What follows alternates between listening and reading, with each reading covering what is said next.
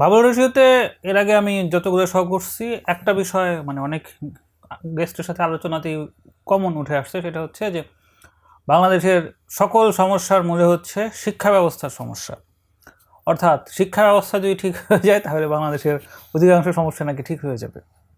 তো এই আর্গুমেন্টটা শুনতে হয়তো ভালো, কিন্তু এটা আসলে কতটুকু ফ্যাক্ট এটা আমি ঠিক শিওর না। কারণ আমার কাছে মনে হয় যে শিক্ষা ব্যাপারটা সবসময় এক্সপেরিমেন্টাল এবং সবাই এটা নিয়ে ক্রমাগত এক্সপেরিমেন্ট করে করে হয়তো নতুন কিছু অ্যাপ্লাই করে বা ডেভেলপ করে। হোয়াটএভার, এই জন্য আমি ভাবতেছিলাম যে শিক্ষা নিয়ে যদি কোনো একদিন বাবুলের সাথে আলাপ করা যায় সেটা কেমন হয়। তো এটা নিয়ে শুনলেই মনে হয় যে কোনো একজন বিশিষ্ট শিক্ষাবিদ, গবেষক বা খুব নাম করা জ্ঞানী গুণী ব্যক্তিকে সাথে গল্প করতেছি। কিন্তু আমার মনে হলো যে সেইখানে হয়তো খুব কমন কিছু আলাপের বাইরে ভিন্ন কিছু পাওয়া যাওয়ার সম্ভাবনা কম। কারণ হচ্ছে যে যে কোনো গণমুখী জিনিসই শেষ পর্যন্ত হচ্ছে ধারে এবং ভারে কিছুটা প্রবলেমেটিক থাকে। এই জন্য আমার মনে পড়লো হচ্ছে কামরুজ্জামান কামরুল। ও আমার দীর্ঘদিনের পরিচিত এবং ও ও নিজে কোনো বিশেষজ্ঞ না, কিন্তু যেটা হয়েছে যে ও শিক্ষা বিভিন্ন অ্যাক্টিভিটিসের সাথে ইনভলভ ছিল। ও পড়াশোনা করছে সিভিল ইঞ্জিনিয়ারিংয়ে, বাট এখনও ব্র্যাক ইউনিভার্সিটিতে ম্যাথে পড়াচ্ছে। ফলে ওর যে একটা ট্রানজিশন, এটাও একটা শিক্ষা ব্যবস্থার আলোচনায় একটা গুরুত্বপূর্ণ ব্যাপার। তো ওর যে টাইটেল ওটা দিচ্ছে হচ্ছে ইউটোপিয়ান শিক্ষা ব্যবস্থা। তো ইউটোপিয়ান শিক্ষা ব্যবস্থা মানে তো একটা ইউটোপিয়ান নগরের কথা মাথায় সবসময়, এর বাইরেও কিছু আছে কিনা সেটাও দেখার ব্যাপার।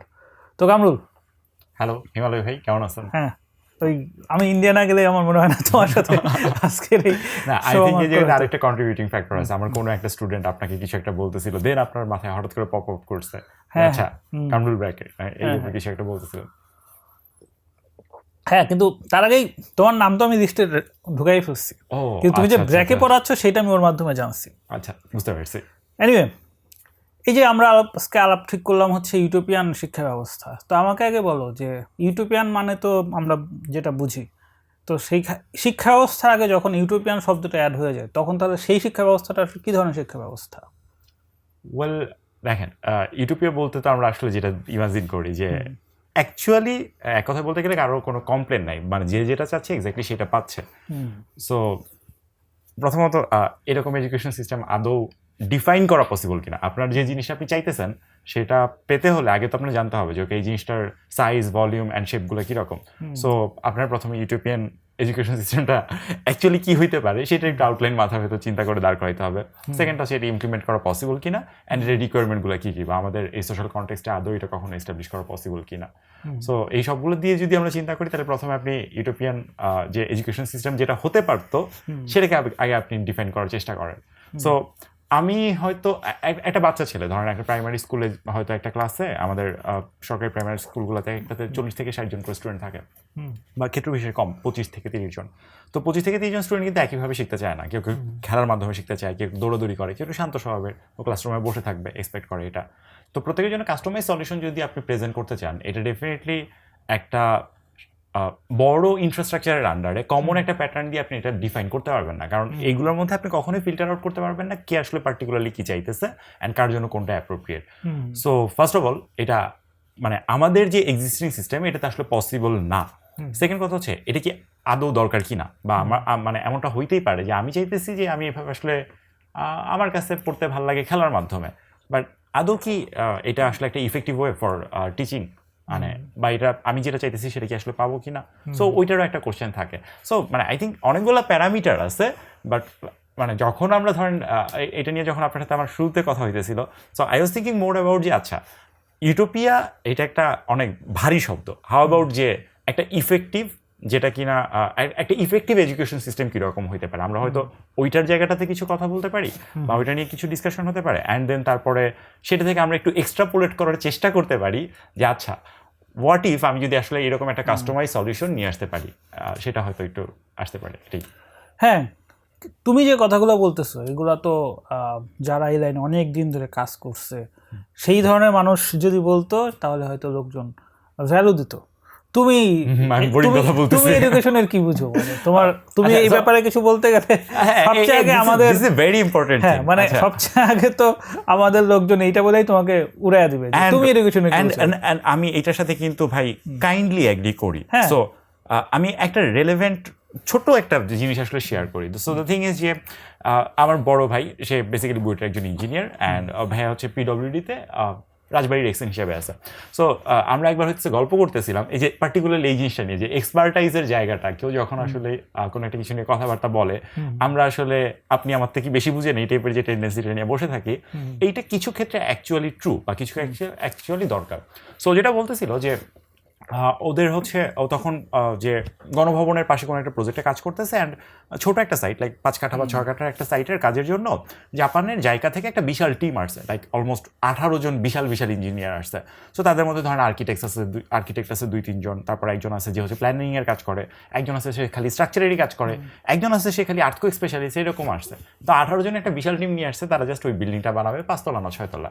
তো এটা দেখে আমাদের বাংলাদেশের যারা ইঞ্জিনিয়ার তারা তো হেসেই বাঁচতেছে না যে এইটুকু একটা কাজের জন্য এর 18 জনের টিম নিয়ে আসছে, আমাদের তো হচ্ছে 2-3 জন হলেই চলে। তো পরে বলতেছে যে তো আমরা যখন এটা নিয়ে কথাবার্তা বলতেছিলাম যে আমরা বলি যে ওরা আসলে যখন কাজগুলো করে, কাজগুলো এতটা সেগ্রিগেটেড করে ফেলে বা যার যার রেসপন্সিবিলিটি এমনভাবে অ্যাসাইন করে সো দ্যাট ওই কনফ্লিক্টের কোনো চান্সই না থাকে যে আচ্ছা আমি আসলে এমন কোনো জায়গাতে ইনপুট দিচ্ছি যেটা অ্যাকচুয়ালি আদৌ আমার ফোর্টে না, এটা আমার স্ট্রং এরিয়া না, বা এখানে আমার কোনো এক্সপার্টিস নাই। একজন সিভিল ইঞ্জিনিয়ার ডেফিনেটলি সে আর্কিটেকচারের ব্যাপারে অনেক কিছু জানে, বাট এটা তার অ্যাকচুয়াল ফোর্টে না বা এটা তার অ্যাকচুয়ালি কাজ না। সো ডেফিনেটলি ওই জায়গাটাতে সে তখনই কাজ করতে যাবে যখন তার কোনো অল্টারনেট নাই। অ্যান্ড আরেকটা রেলেভেন্ট বলতেছিল যে মিটিংগুলোতে যদি দেখা যায় জায়গার কোনো ইঞ্জিনিয়ারকে বলা হয় যে ফর এক্সাম্পল আচ্ছা এই বিল্ডিংয়ের এইখানের এই স্ল্যাবটা বা এই কলামটারে যদি আমি পিছিয়ে একটু 2 হাত পিছনে দিতাম, হোয়াট ডু ইউ থিঙ্ক, এটা কি কাজ করতো? তো দেখবা যে একটা বড় গালের হাসি দিয়ে তারপর বলবে আমার আসলে এটার ব্যাপারে কোনো ধারণা নাই। তো ও তারপর বলতেছে যে তোমার কি মনে হয় এই যে বান্দা 20 বছর এত এত ব্রিজ টল স্ট্রাকচার বানায় এইটুক জানে না? ও ডেফিনেটলি জানে, 100% জানে, আমাদের সবার চাইতে বেশি জানে, বাট ও এটা নিয়ে কোনো কমেন্ট করবে না কারণ এটা আসলে ওর এরিয়া অফ এক্সপার্টিস না। সো এই জায়গা থেকে যদি বলতে হয় হ্যাঁ টেকনিক্যালি আমার আসলে এটাতে কোনো টেকনিক্যাল নলেজ নাই, মানে নো টেকনিক্যাল নলেজ, বাট আমার কিছু রেলেভেন্স আছে সেটা আমি বলতে পারি। একটা হচ্ছে যে 2017-18-তে আমরা হচ্ছে A2I এবং প্রাইমারি এডুকেশন মিনিস্ট্রি, যেটা ministry of primary and math education মপমি বলি আমরা। সো এটার সাথে আমরা একটা পাইলট প্রজেক্ট করছিলাম, সেটা হচ্ছে যে restructuring the primary education programme. So আমরা প্রাইমারি স্কুলের যে বইটাতে ম্যাথ পড়ানো হয় এই ম্যাথ পড়াটাকে কীভাবে রিমডেল করা যায় অ্যান্ড মোর অ্যাক্টিভিটি ওরিয়েন্টেড করা যায়, এইটা নিয়ে অনেকগুলো কাজ করছিলাম। আমরা একটা প্রজেক্ট করছিলাম যেটা কিনা পরবর্তী স্কেল আপ হয়েছে, প্রজেক্টের নামই কাইন্ড অফ পপুলার হয়ে গেছিলো ম্যাথ অলিম্পিয়াড প্রজেক্ট হিসাবে এই ধরনের, কারণ মানে মোস্টলি যেটা হয়েছে ওইখানে আমরা অলিম্পিয়াডের লোকজনরাই কাজকর্ম করছিলাম, ওইখান থেকে জিনিসগুলো দাঁড়াইছে। সো অ্যান্ড তারপর এটা স্কেল আপও হয়েছে। সো এইখান থেকে আমি যেটা ক্লেম করতে পারি যে আমার কিছু মাঠে কাজ করার অভিজ্ঞতা আছে, অ্যান্ড এই কাজকর্মগুলো করতে গিয়ে আমার কিছু জিনিসপত্র পড়তে হয়েছে, লাইক ব্লুমস ট্যাক্সোনমি। টিপিক্যালি আমরা যখন হচ্ছে যে পড়াই তখন কগনিটিভ ইয়েগুলো কীভাবে কাজ করে এই ধরনের কিছু ট্রেনিং প্রোগ্রামের মধ্যে দিয়ে আমি গেছি। সো আমার কিছু অভিজ্ঞতা আছে, অ্যান্ড আমি যেহেতু অনেকগুলো স্টেক হোল্ডারের সাথে মিটিং করছি, লিটারেলি ধরেন যে আমার প্রাইমারি স্কুলের দপ্তরি থেকে শুরু করে সচিবের সাথে মিটিং করা লাগছে, তো ওইটা একটা ডিফারেন্ট এক্সপিরিয়েন্স। তো আমি এনভায়রনমেন্টের সম্পর্কে কিছু জানি। তো এটা হচ্ছে আমার অভিজ্ঞতা 1 নাম্বার। অ্যান্ড সেকেন্ড যে জিনিসটা আমি সবচেয়ে আমি মনে করি যে আমার গুরুত্বপূর্ণ অভিজ্ঞতা হচ্ছে আমি প্রচুর স্টুডেন্ট পড়াইছি। আমি উদ্ভাসে পড়াইছি almost like I think more than 10 years and 50,000+ student I guess. আমি অ্যাকচুয়ালি নাম্বার জানি না, মানে এটা আসলে বেশিও হতে পারে কমও হতে পারে, বাট না 50,000 কম অ্যাটলিস্ট হওয়ার কথা না। সো আমি একটা বিশাল সংখ্যক স্টুডেন্টদের তারা কীভাবে বিহেভ করে এইটার অভিজ্ঞতা আমার আছে, এটা আমার দেখার অভিজ্ঞতা আছে, দ্যাটস অ্যানাদার থিং। এবং আমার কাছে মনে হয় যে এটা একটা হিউজ এক্সপিরিয়েন্স। অ্যান্ড ফাইনালি আমি যেহেতু এখন ব্র্যাক বিশ্ববিদ্যালয়ে পড়াচ্ছি, সো এই জায়গাটাতে আমি ম্যাথ পড়াই, তো এইখানে আমার স্টুডেন্টদেরকে অনেক বেশি কাছাকাছি দেখার সুযোগ হয়েছে। এর আগে আমার কখনো ইউনিভার্সিটি লেভেলে কাজ করার অপরচুনিটি ছিল না, বাট এখন আমি যেটা হয় যে আমি খুব কাছে থেকে ওদের ব্যাপারটা দেখতে পারি। সো ব্যাপারটা অনেকটা এইরকম, হ্যাঁ আমার কোনো একাডেমিক বা টেকনিক্যাল ডিফাইন্ড কোনো স্কিল নাই, আমার কিছু কাজের অভিজ্ঞতা আছে, নিজের কিছু পড়া আছে, এবং হ্যাঁ এটাই আর কি। ধরলাম তুমি 1 লাখ স্টুডেন্টই পড়াইছো লাইফে, সেটা তো স্টুডেন্ট পড়াইছো, স্টুডেন্ট পড়ায় তুমি এডুকেশনের যে ফল্ট সেইটা কীভাবে আইডেন্টিফাই করতেছো, বা এই ফল্টটা কেস টু কেস তো নিশ্চয়ই ভ্যারি করে ডেফিনেটলি। সো তাহলে ওইখানে তুমি জিনিসটাকে প্রসেসিং কীভাবে করলে? ওকে, সো ফার্স্ট অফ অল আমি এটাতে আসি যে আমি এডুকেশন সিস্টেমের ফল্টটা আইডেন্টিফাই করতেছি কীভাবে।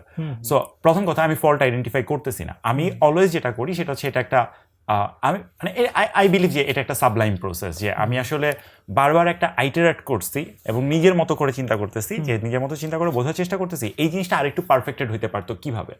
এখন দেখেন, আপনি যখন একটা ক্লোজ সিস্টেমে আসেন, আপনার বাইরে থেকে কোনো ইনপুট নেওয়ার মতো স্কোপ নাই, এবং এই জায়গাটাতে আপনি এফেক্টিভ করতেছেন, আপনি এক কাপ চা বানাচ্ছেন, সো আপনি প্রথমবার হচ্ছে 4 চামচ চা ঢেলে দিয়েছেন, সো এটা অনেক তিতা হয়েছে, পরের বার আপনি আধা চামচ দিচ্ছেন, এটা অ্যাকচুয়ালি হয়েছে।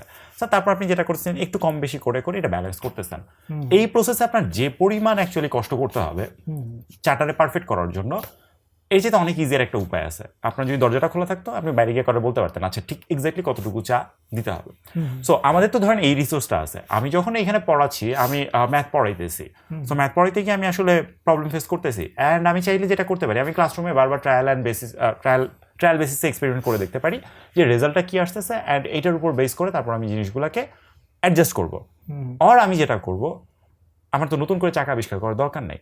আমার অলরেডি জানা আছে যে আমার এই উপমহাদেশের শিক্ষা ব্যবস্থা কিভাবে কাজ করে, আমার জানা আছে ইউরোপিয়ান কান্ট্রিগুলোতে কিভাবে কাজ করে, আমার জানা আছে যে বাইরের ইউনিভার্সিটিগুলোতে ব্যাপারগুলো কিভাবে কাজ করে। আমি জাস্ট দেখতে পারি যে তাদের অ্যাপ্লিকেশনটা কিরকম, অ্যান্ড দেন আমি ওইটা অনুযায়ী নিজের মতো করে একটু কাস্টমাইজ করে একটু ট্রাই করতে পারি যে ওকে এই সলিউশনটা আমার এর ক্ষেত্রে কাজ করে কিনা। সো আই ডোন্ট থিঙ্ক যে আমার আসলে পারফেক্ট এডুকেশন সিস্টেম কি সেটা এইভাবে ফিগার আউট করার দরকার আছে। আমার কাছে মনে হয় অলরেডি এইটার কোনো না কোনো একটা প্রক্সিমিটির সলিউশন সিস্টেমে কোথাও না কোথাও এক্সিস্ট করে, অ্যান্ড আমার কাজ হচ্ছে ওই জিনিসগুলোকে ট্রাই আউট করে একটু আমাদের জন্য অপটিমাইজ করা। আমি ওইটাই করছি বেসিক্যালি। আমি যখন পড়াইতে গেছি, সেটা উদ্ভাস বলি, ব্র্যাক বলি, অথবা ম্যাথ অলিম্পিয়াডের ক্যাম্পগুলোতে বলি বা সামার স্কুলগুলোতে বলি, সব জায়গাতে আমি এটাই করছি। আমি পড়াইতে গেছি, আমার কাছে মনে হচ্ছে এই জিনিসটাকে আরেকটু বেটার করা যায়, সো আমি রিসোর্স নিছি, অন্য জায়গা থেকে রিসোর্স নিছি। আমি দেখছি যে আরও বেটার কীভাবে ফিডব্যাক নেওয়া যায়, এই জিনিসগুলো আমি ট্রাই করছি। অ্যান্ড আমার মনে হয় যে এটা একটা খুব ইজি ওয়ে হইতে পারে আর কি। আচ্ছা, তাহলে ওই জায়গায় আসি। এই যে তুমি ইউরোপের রেফারেন্স দিলা বা বিভিন্ন দেশের রেফারেন্স দিলা, তাহলে আমাকে এখন বলো যে কোন দেশের এডুকেশন সিস্টেম তোমার কাছে মনে হয়েছে যে পারফেক্ট এডুকেশন বলতে যেটা বোঝায় ওইটার সাথে অনেকটা ম্যাচ করে। তার আগে আমাকে বলো যে পারফেক্ট এডুকেশন জিনিসটা আসলে কীরকম? ওয়েল, পারফেক্ট এডুকেশন কতগুলো প্যারামিটার উপর ডিপেন্ড করে, যেটা আসলে আমি খুব ভালো বুঝি না। তো সেটা তো তোমার আন্ডারস্ট্যান্ডিং থেকেই বলবা। হ্যাঁ, আমার আন্ডারস্ট্যান্ডিং যেটা বলে, পিএইচডি করে আসো না এই ব্যাপারে। হ্যাঁ, আমার আন্ডারস্ট্যান্ডিং যেটা বলে এডুকেশনের দুইটা পারপাস থাকে। একদম আমি যদি করা মানে একদম খুবই স্ট্রিক্ট যদি থাকি, আমি যদি একটু কট্টরবাদী হই, তাহলে আমি বলবো আমার পারপাস হচ্ছে দুইটা। একটা হচ্ছে ইন্ডাস্ট্রির জন্য আমি এটাকে প্রিপেয়ার করবো। সো আমার যারা ইয়াং জেনারেশন আসতেছে বা নতুন যারা আসতেছে স্টুডেন্ট হিসাবে, এরা ইন্ডাস্ট্রিতে যাবে। ইন্ডাস্ট্রি বলতে এটা কিন্তু যে কোনো ইন্ডাস্ট্রি হতে পারে। আমি আই থিঙ্ক আমার ইন্ডাস্ট্রি শব্দটা ডিফাইন করা উচিত। ইন্ডাস্ট্রি বলতে আমি বলছি এরা লাইক ইঞ্জিনিয়ার হইতেছে, ডাক্তার হইতেছে, ফ্যাক্টরিতে কাজকর্ম করতেছে, not just this. Industry means যে অলরেডি যেগুলাতে কোনো না কোনো কাজ মার্কেটে এক্সিস্ট করে। হইতে পারে এটা একটা সে একজন আর্টিস্ট হইতেছে, হইতে পারে সে সিঙ্গার হইতেছে, হইতে পারে সে খেলোয়াড় হইতেছে, বাট কথা হচ্ছে এই টোটাল জিনিসটাকেই, এই টোটাল যে সিস্টেমটা, এটাকে আমি বলছি ইন্ডাস্ট্রি। ও মানে ওয়ার্কফোর্স। হ্যাঁ। সো ইন্ডাস্ট্রির জন্য তাকে প্রিপেয়ার করা। এখন ধরেন ইন্ডাস্ট্রির জন্য যখন প্রিপেয়ার করা, তখন আরেকটা ব্যাপার চলে আসে, একটা রিকোয়ারমেন্ট সেট চলে আসে। আচ্ছা ঠিক আছে, আপনি চাইলে একে ইচ্ছা মতো করে বের করে দিতে পারবেন না। ইন্ডাস্ট্রির একটা রিকোয়ারমেন্ট থাকে যে ওকে এই পার্সনটাকে আমার এইভাবে আসতে হবে, এই কাগজটা আসলে তার এইভাবেই কেটে আসতে হবে, আর কোনো ওয়ে নাই। সো আপনার দেখো তাহলে যেটা করতে হবে, এই ইন্ডাস্ট্রির রিকোয়ারমেন্টগুলো দেখতে হবে, ইন্ডাস্ট্রি কি চাইতেছে, অ্যান্ড ওইটা অনুযায়ী তাকে শেপ আপ করে তারপর এই জায়গাটাতে পাঠাইতে হবে। So that's one thing. আমার কাছে মনে হয় এই জায়গাটাতে অ্যাকচুয়ালি আমরা ধারে কাছে নাই, কোথায় আছে বা কাছাকাছি কোথায় আছে সেটাতে একটু পরে আসতেছি। অ্যান্ড সেকেন্ড থিংটা হইতেছে এডুকেশনের পারপাস কখনো এটা খালি হইতে পারে না যে ইন্ডাস্ট্রির জন্য প্রিপেয়ার করা। এটা আরেকটা জায়গা থাকা উচিত, that part is exploring. And এক্সপ্লোরিংটা অনেক কিছু হইতে পারে। সে নিজেকে এক্সপ্লোর করতে পারে, সে বাইরের দুনিয়া এক্সপ্লোর করতে পারে, সে গল্প বই পড়তে পারে, গান শুনতে পারে, মিউজিক করতে পারে, এনিথিং। যে জিনিসটাতে সে নতুন কিছু জানবে, বাট এই জানাটার সাথে সরাসরি তার জীবিকা নির্বাহের সম্পর্ক নাও থাকতে পারে। যদি মিলে যায় that's actually very good, but এটা মিলতে হবে এমনটা না। সো একটা হইতেছে আমি যেটা বলবো মানসিক খোরাকের একটা জায়গা আছে, সেই জায়গাটা সার্ভ করতেছে কিনা, অ্যান্ড সেকেন্ডটা হচ্ছে যে সে তার জীবিকা নির্বাহের যে জায়গাটা ওইটা করতেছে কিনা। সো এই দুইটা যখন আমার একটা চমৎকার ব্লেন্ড থাকবে, I think that can be a মানে ইফেক্টিভ এডুকেশন সিস্টেম। আমি বলবো না পারফেক্ট, হ্যাঁ এটা একটা ইফেক্টিভ এডুকেশন সিস্টেম হইতে পারে। অ্যান্ড এটা কারা করে, এটার সোজা কথায় একটা অ্যান্সার নাই। আমার কাছে মনে হয়েছে আমি যতটুকু দেখছি এক একটা লেভেলে এক একটা আছে। যেমন আমি যখন প্রাইমারি এডুকেশন নিয়ে আমরা যখন কাজ করতাম, সো ওই টাইমটাতে আমার খুবই ভালো লাগছিল হচ্ছে সিঙ্গাপুর আর ফিনল্যান্ডের যে এডুকেশন, এইটা প্রাইমারি এডুকেশনে I think they are unparallel, খুবই চমৎকার। তাদের টিচাররা হাইলি ট্রেন্ড, প্রচুর আছে পিএইচডি করা টিচার, তাদের বিশাল সময় ট্রেনিং দেওয়া হয়, ওদের ক্লাসরুমের এনভায়রনমেন্ট খুবই সুন্দর, এবং ওরা মোটামুটি সব কিছু নার্চার করে। অ্যান্ড তাদের আরেকটা ব্যাপার আছে, তারা ট্রাই করে একটা কাস্টমাইজ সলিউশন প্রোভাইড করার স্টুডেন্ট টু স্টুডেন্ট। যেহেতু ক্লাস সাইজ ছোটো থাকে 8 থেকে 10 জন, সো বা ম্যাক্সিমাম 15 থেকে 20 জন, ওরা ছোট ছোট গ্রুপ করে চেষ্টা করে যে যার যেটুকু দরকার ওইভাবে হচ্ছে ইয়া করার। আমি যদি আরেকটু বড় লেভেলে যাই, ধরেন আমরা যেটাকে বলি জুনিয়র লেভেল 6 থেকে মেবি 10, এটার ব্যাপারে আমার কোনো ক্লু নাই কারা এটাতে ভালো, আমি একদম জিরো আইডিয়া। আমি ঘাটাঘাটি করছি অ্যান্ড আমার কাছে মনে হয়েছে যে মানে ব্যাপারটা হয়েছে কি, এটাও কাইন্ড অফ আসলে একটা ইন্টারমিডিয়েট লেভেল, তো মাঝখানের লেভেল, তো সো মানুষজন যেটা করে শুরুর জায়গাটাতে অনেক ফোকাস দেয়, লাস্টের জায়গাটাতে অনেক ফোকাস দেয়, মাঝখানের জায়গাটার ব্যাপারটা আমি খুব বেশি শিওর না। তবে আউটকাম বেস চিন্তা করলে চায়নাতে মাঝখানের যে যারা আছে এরা বেশ ভালো, জার্মানি বা ইউরোপের বেশ কান্ট্রি, অনেকগুলো কান্ট্রি আছে যাদের এই মাঝখানের ইয়েগুলোতে বেশ একটা ভালো কি বলবো মানে রিটার্ন আসে আর কি। আমি যদি ইউনিভার্সিটি লেভেলে আসি, আই থিঙ্ক আন্ডার গ্র্যাজুয়েশনে প্রচুর জায়গা আছে। আন্ডার গ্র্যাজুয়েটটা বলা আসলে মুশকিল, আন্ডার গ্র্যাজুয়েটটা বলা দুইটা কারণে মুশকিল। একটা হচ্ছে যে আন্ডার গ্র্যাজুয়েট হচ্ছে একটা specialised education, so specialised education যখন চলে আসে তখন ব্যাপারগুলো আরও অনেক জটিল হয়ে যায়, যে আচ্ছা এই এডুকেশনটার পারপাস কি, এই এডুকেশনটা আমি ডিফাইন করতেছি কেন, অ্যান্ড এরকম অনেকগুলো জিনিস চলে আসে। So under graduation I think north America বেশ আগে আছে, ইউরোপের অনেক কিছু আগে আছে, বাট ডেফিনেটলি আমি বলতে পারবো না। বাট আই থিঙ্ক পোস্ট গ্র্যাজুয়েশনে নর্থ আমেরিকা অন্যদের চাইতে অনেক ভালো, স্পেশালি ইউএসএ। কারণ পোস্ট গ্র্যাজুয়েশন মিনস আপনি আসলে বেসিক্যালি পার্টিকুলার একটা সাইডে অনেক বেশি স্পেশালাইজড হইতেছেন, অ্যান্ড ওই জায়গাটাতে ওরা যে পরিমাণ ইনোভেশনকে গুরুত্ব দেয়, ইউরোপ আসলে এই পরিমাণ ইনোভেশনকে গুরুত্ব দেয় না। ইউরোপ মোর লাইক আমার কাছে মনে হয়েছে তারা ইফেক্টিভিটি নিয়ে অনেক বেশি ফোকাসড, যে জায়গাটাতে নর্থ আমেরিকা হয়তো একটু। আচ্ছা, ওই জায়গায় ফেরত আসি। তুমি প্রাইমারি এডুকেশনে সিঙ্গাপুর আর ফিনল্যান্ডের যে রেফারেন্সটা দিলাম, এখন সিঙ্গাপুর আর ফিনল্যান্ডের দুই দেশ মিলে যত জনসংখ্যা, তার চেয়ে বেশি জনসংখ্যা কি মিরপুরে না? ওয়েল আই গেস হ্যাঁ, সম্ভাবনা আছে। আচ্ছা, তাহলে এই জনসংখ্যা তো একটা ফ্যাক্টর, যেহেতু আমাদের স্পেস কম, রিসোর্স কম, কিন্তু জনসংখ্যা বেশি। সেক্ষেত্রে সিঙ্গাপুর বা ফিনল্যান্ডের মডেল কি আসলে বাংলাদেশের জন্য সুইটেবল? মোটেও না। আচ্ছা, সুইটেবল যদি না হয় তাহলে বাংলাদেশের মতো জায়গায় আসলেই কোনো সুইটেবল মডেল ডিজাইন করা সম্ভব কিনা? ডিজাইন করা পসিবল কিনা, ওকে। সো আই থিঙ্ক আমরা এখন কারেন্টলি টেকনিক্যাল যে স্টেজে আছি, টেকনোলজি যে স্টেজে আছি, এই জায়গাটাতে ব্যাপারটা একটু ডিফিকাল্ট হতে পারে, বাট আমার ধারণা যে সামনে হয়তো পসিবল। মানে আমি ঠিক অশুভ বার্তা নিয়ে আসতে চাইতেছি না, বাট আমার যেটা মনে হয় যে যেহেতু আমাদের এখন হচ্ছে সব কিছুতেই ডিভাইসের ইন্টারাকশন বা এঙ্গেজমেন্ট আসলে এত বেশি, আমরা যদি একটু মোটামুটি ভালো মতো ডিজাইন করতে পারি বা এআইগুলোতে যদি আর একটু ভালো ডেভেলপ করে, আমরা হয়তো সামনে কাস্টমাইজ যে টিউটরের আইডিয়াটা সেটা হয়তো পেয়ে যাব।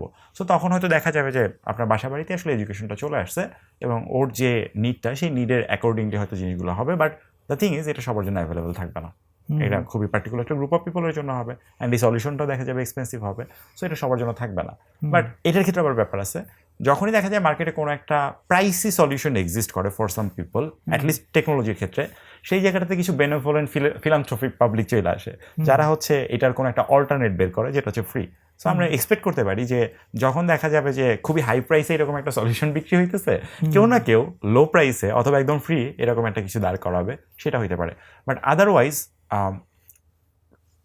প্লেন অ্যান্ড সিম্পল ভিউতে বাংলাদেশের যে সিস্টেমটা, এই সিস্টেমে আসলে এটা সলভ করা এইভাবে পসিবল না। কারণ দেখেন, আমি এই জায়গাতে একটা কথা বলি, সাদা চোখে দেখলে আমার কাছে মনে হইতেছে বাংলাদেশের এডুকেশনের সিস্টেমে গ্যাঞ্জাম আছে বা গলদ আছে। দ্য থিং ইজ, এইটা আসলে একটা প্রবলেম না, এটার পেছনে হচ্ছে হাজারখানেক লাখখানেক প্রবলেম আছে। সো লাখখানেক প্রবলেমের সলিউশন আপনি আসলে 8-10 জনের একটা ক্লাসরুম বানাইলে কখনো সলভ হবে না। আপনি সিঙ্গাপুরের যে টিচার যারা পড়াইতেছে, আপনি ওদেরকে এনে বাংলাদেশের ক্লাসরুমে ছেড়ে দেন, লাভ হবে না। ওদের ক্লাসরুমের মতো করে বাংলাদেশের ক্লাসরুম ডিজাইন করেন, তাও লাভ হবে না। কারণ প্রবলেমটা তো খালি ওই একটা দুইটা জায়গাতে না। বাংলাদেশে এটা যদি আমি ফাংশনাল না দাবি করি, তার পেছনে আমি সম্ভবত 70 থেকে 80টা রিজন দেখাতে পারবো। 70 থেকে 80টা রিজনের সলিউশন তো ভাই আপনি, এটা তো মানে টোটকা না যে আমি একটা তুড়ি মারবো, একটা ম্যাজিকে সবগুলো প্রবলেম সলভ হয়ে যাবে। সো 70 থেকে 80টা প্রবলেম সলভ করতে হইলে আমার 70 থেকে 80টা ডিফারেন্ট জায়গায় অ্যাড্রেস করে আপনার সলিউশন ইনজেক্ট করতে হবে। সেটা তো আমি করতেছি না। আমি তো মানে চোখের নিমেষে পুরো প্রবলেম সলভ হবে, এটাকে আমি এক্সপেক্ট করবো।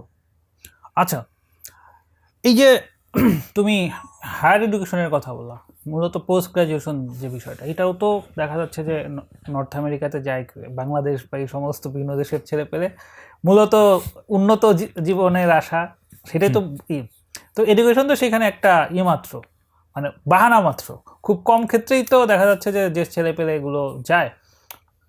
শেষ পর্যন্ত কি এডুকেশন পার্সু করাটাই থাকে, নাকি সেখানে গিয়ে অন্য কোনো একটা চাকরি নিয়ে সেখানে সেটেল ডাউন করাটাই মূল বিষয় হয়? তো আলটিমেটলি পোস্ট গ্রাজুয়েশনের যে কথাটা বললাম, সেটা তো মূলত এই বিভিন্ন দেশের এই ইমিগ্রেন্টদের জন্যই প্রযোজ্য। মানে লোকাল ওখানকার মানুষজন কতজন এরকম পোস্ট গ্রাজুয়েশনে পড়ে থাকে?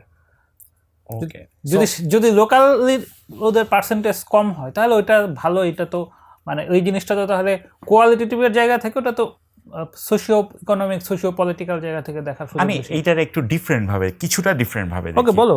ডেফিনেটলি একটা ইমিগ্রেন্ট ইন্টেন্ট আছে, এটা বলে লাভ নেই। কারণ হচ্ছে 100 জনের মধ্যে আই থিঙ্ক 60 থেকে 70 জন যায় এই চিন্তা করি যে ওকে আমার আসলে ফেরা হইতেছে না। 20 জন 30 জনের ইচ্ছা থাকে যে দেশে আমার বাবা মা আছে, ভাই বোন আছে, বন্ধু বান্ধব আছে এতগুলা, আমি তো অবশ্যই পিএইচডি শেষ করা মাত্র দেশে ব্যাক করবো বা কিছু একটা করবো।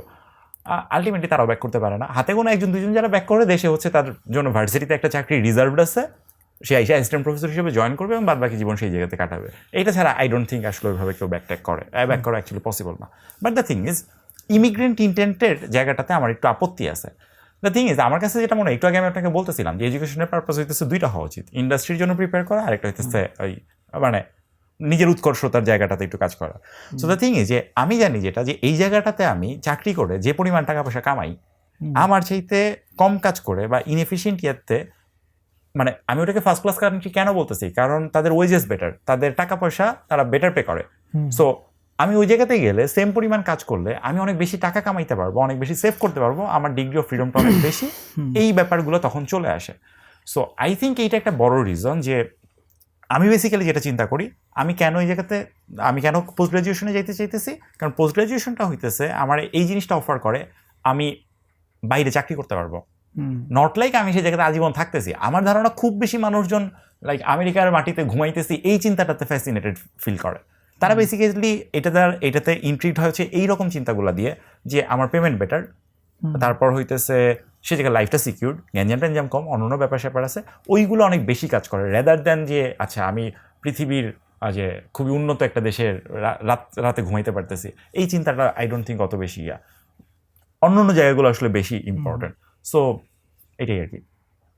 আচ্ছা, কিন্তু আমার প্রশ্নটা তো কমপ্লিট হলো না। আমি যেটা বলতেছিলাম যে যেখানে হচ্ছে এই ইমিগ্রেন্টদের পার্সেন্টেজই যদি পোস্ট গ্রাজুয়েশনে লোকালদের চাইতে বেশি হয়, তাহলে ওইখানকার পোস্ট গ্রাজুয়েশন সিস্টেম যে ইফেক্টিভ সেইটা বলার যৌক্তিকতা কি? ওকে, সো সরি আমি আসলে এই জায়গাটাতে একটু স্কিপ করছিলাম, মানে হ্যাঁ আমি শুনছিলাম বাট তারপর আবার ভুলে গেছি। আচ্ছা, ওই জায়গাটাতে পোস্ট গ্রাজুয়েশনের রেট কীরকম বলে ধরেন আপনি মনে করেন? আমি তো আর যাই নাই, আমি তো যদি ইন্ডিয়াতে যাই এটাই হবে আমার প্রথম বাইরে যাওয়া। বাট আমি বাইরে যাদের থাকে তাদের সাথে যখন গল্প করি তখন বলে যে লোকাল ছেলেপেলে যারা আছে তারা আসলে পোস্ট গ্রাজুয়েশন করতে চায় না, পোস্ট গ্রাজুয়েশন করে না। ওকে, যারা আছে সব হচ্ছে বিভিন্ন দেশের, এই ইন্ডিয়া, চায়না বা আফ্রিকান, এরকম বিভিন্ন দেশের ছেলেপেলেরাই আসলে পোস্ট গ্রাজুয়েশন বেশি করে। আচ্ছা ঠিক সো আছে, অ্যাকচুয়াল পার্সেন্টেজটা আমি বলতে পারবো না, বাট বিভিন্ন মানুষের কাছ থেকে রেফারেন্সের ভিত্তিতে এটা বললাম। আচ্ছা, সো বেসিক্যালি আমি আপনার ধরেন জাস্ট বলি যে কোনো একটা পার্টিকুলার ফিল্ডে সে ফর এক্সাম্পল একজন সিএসসির ইঞ্জিনিয়ার, কথার কথা একটা ডিভিশন নিয়ে কথা বলে আই থিঙ্ক একটা মোটামুটি ধারণা পাওয়া যাবে।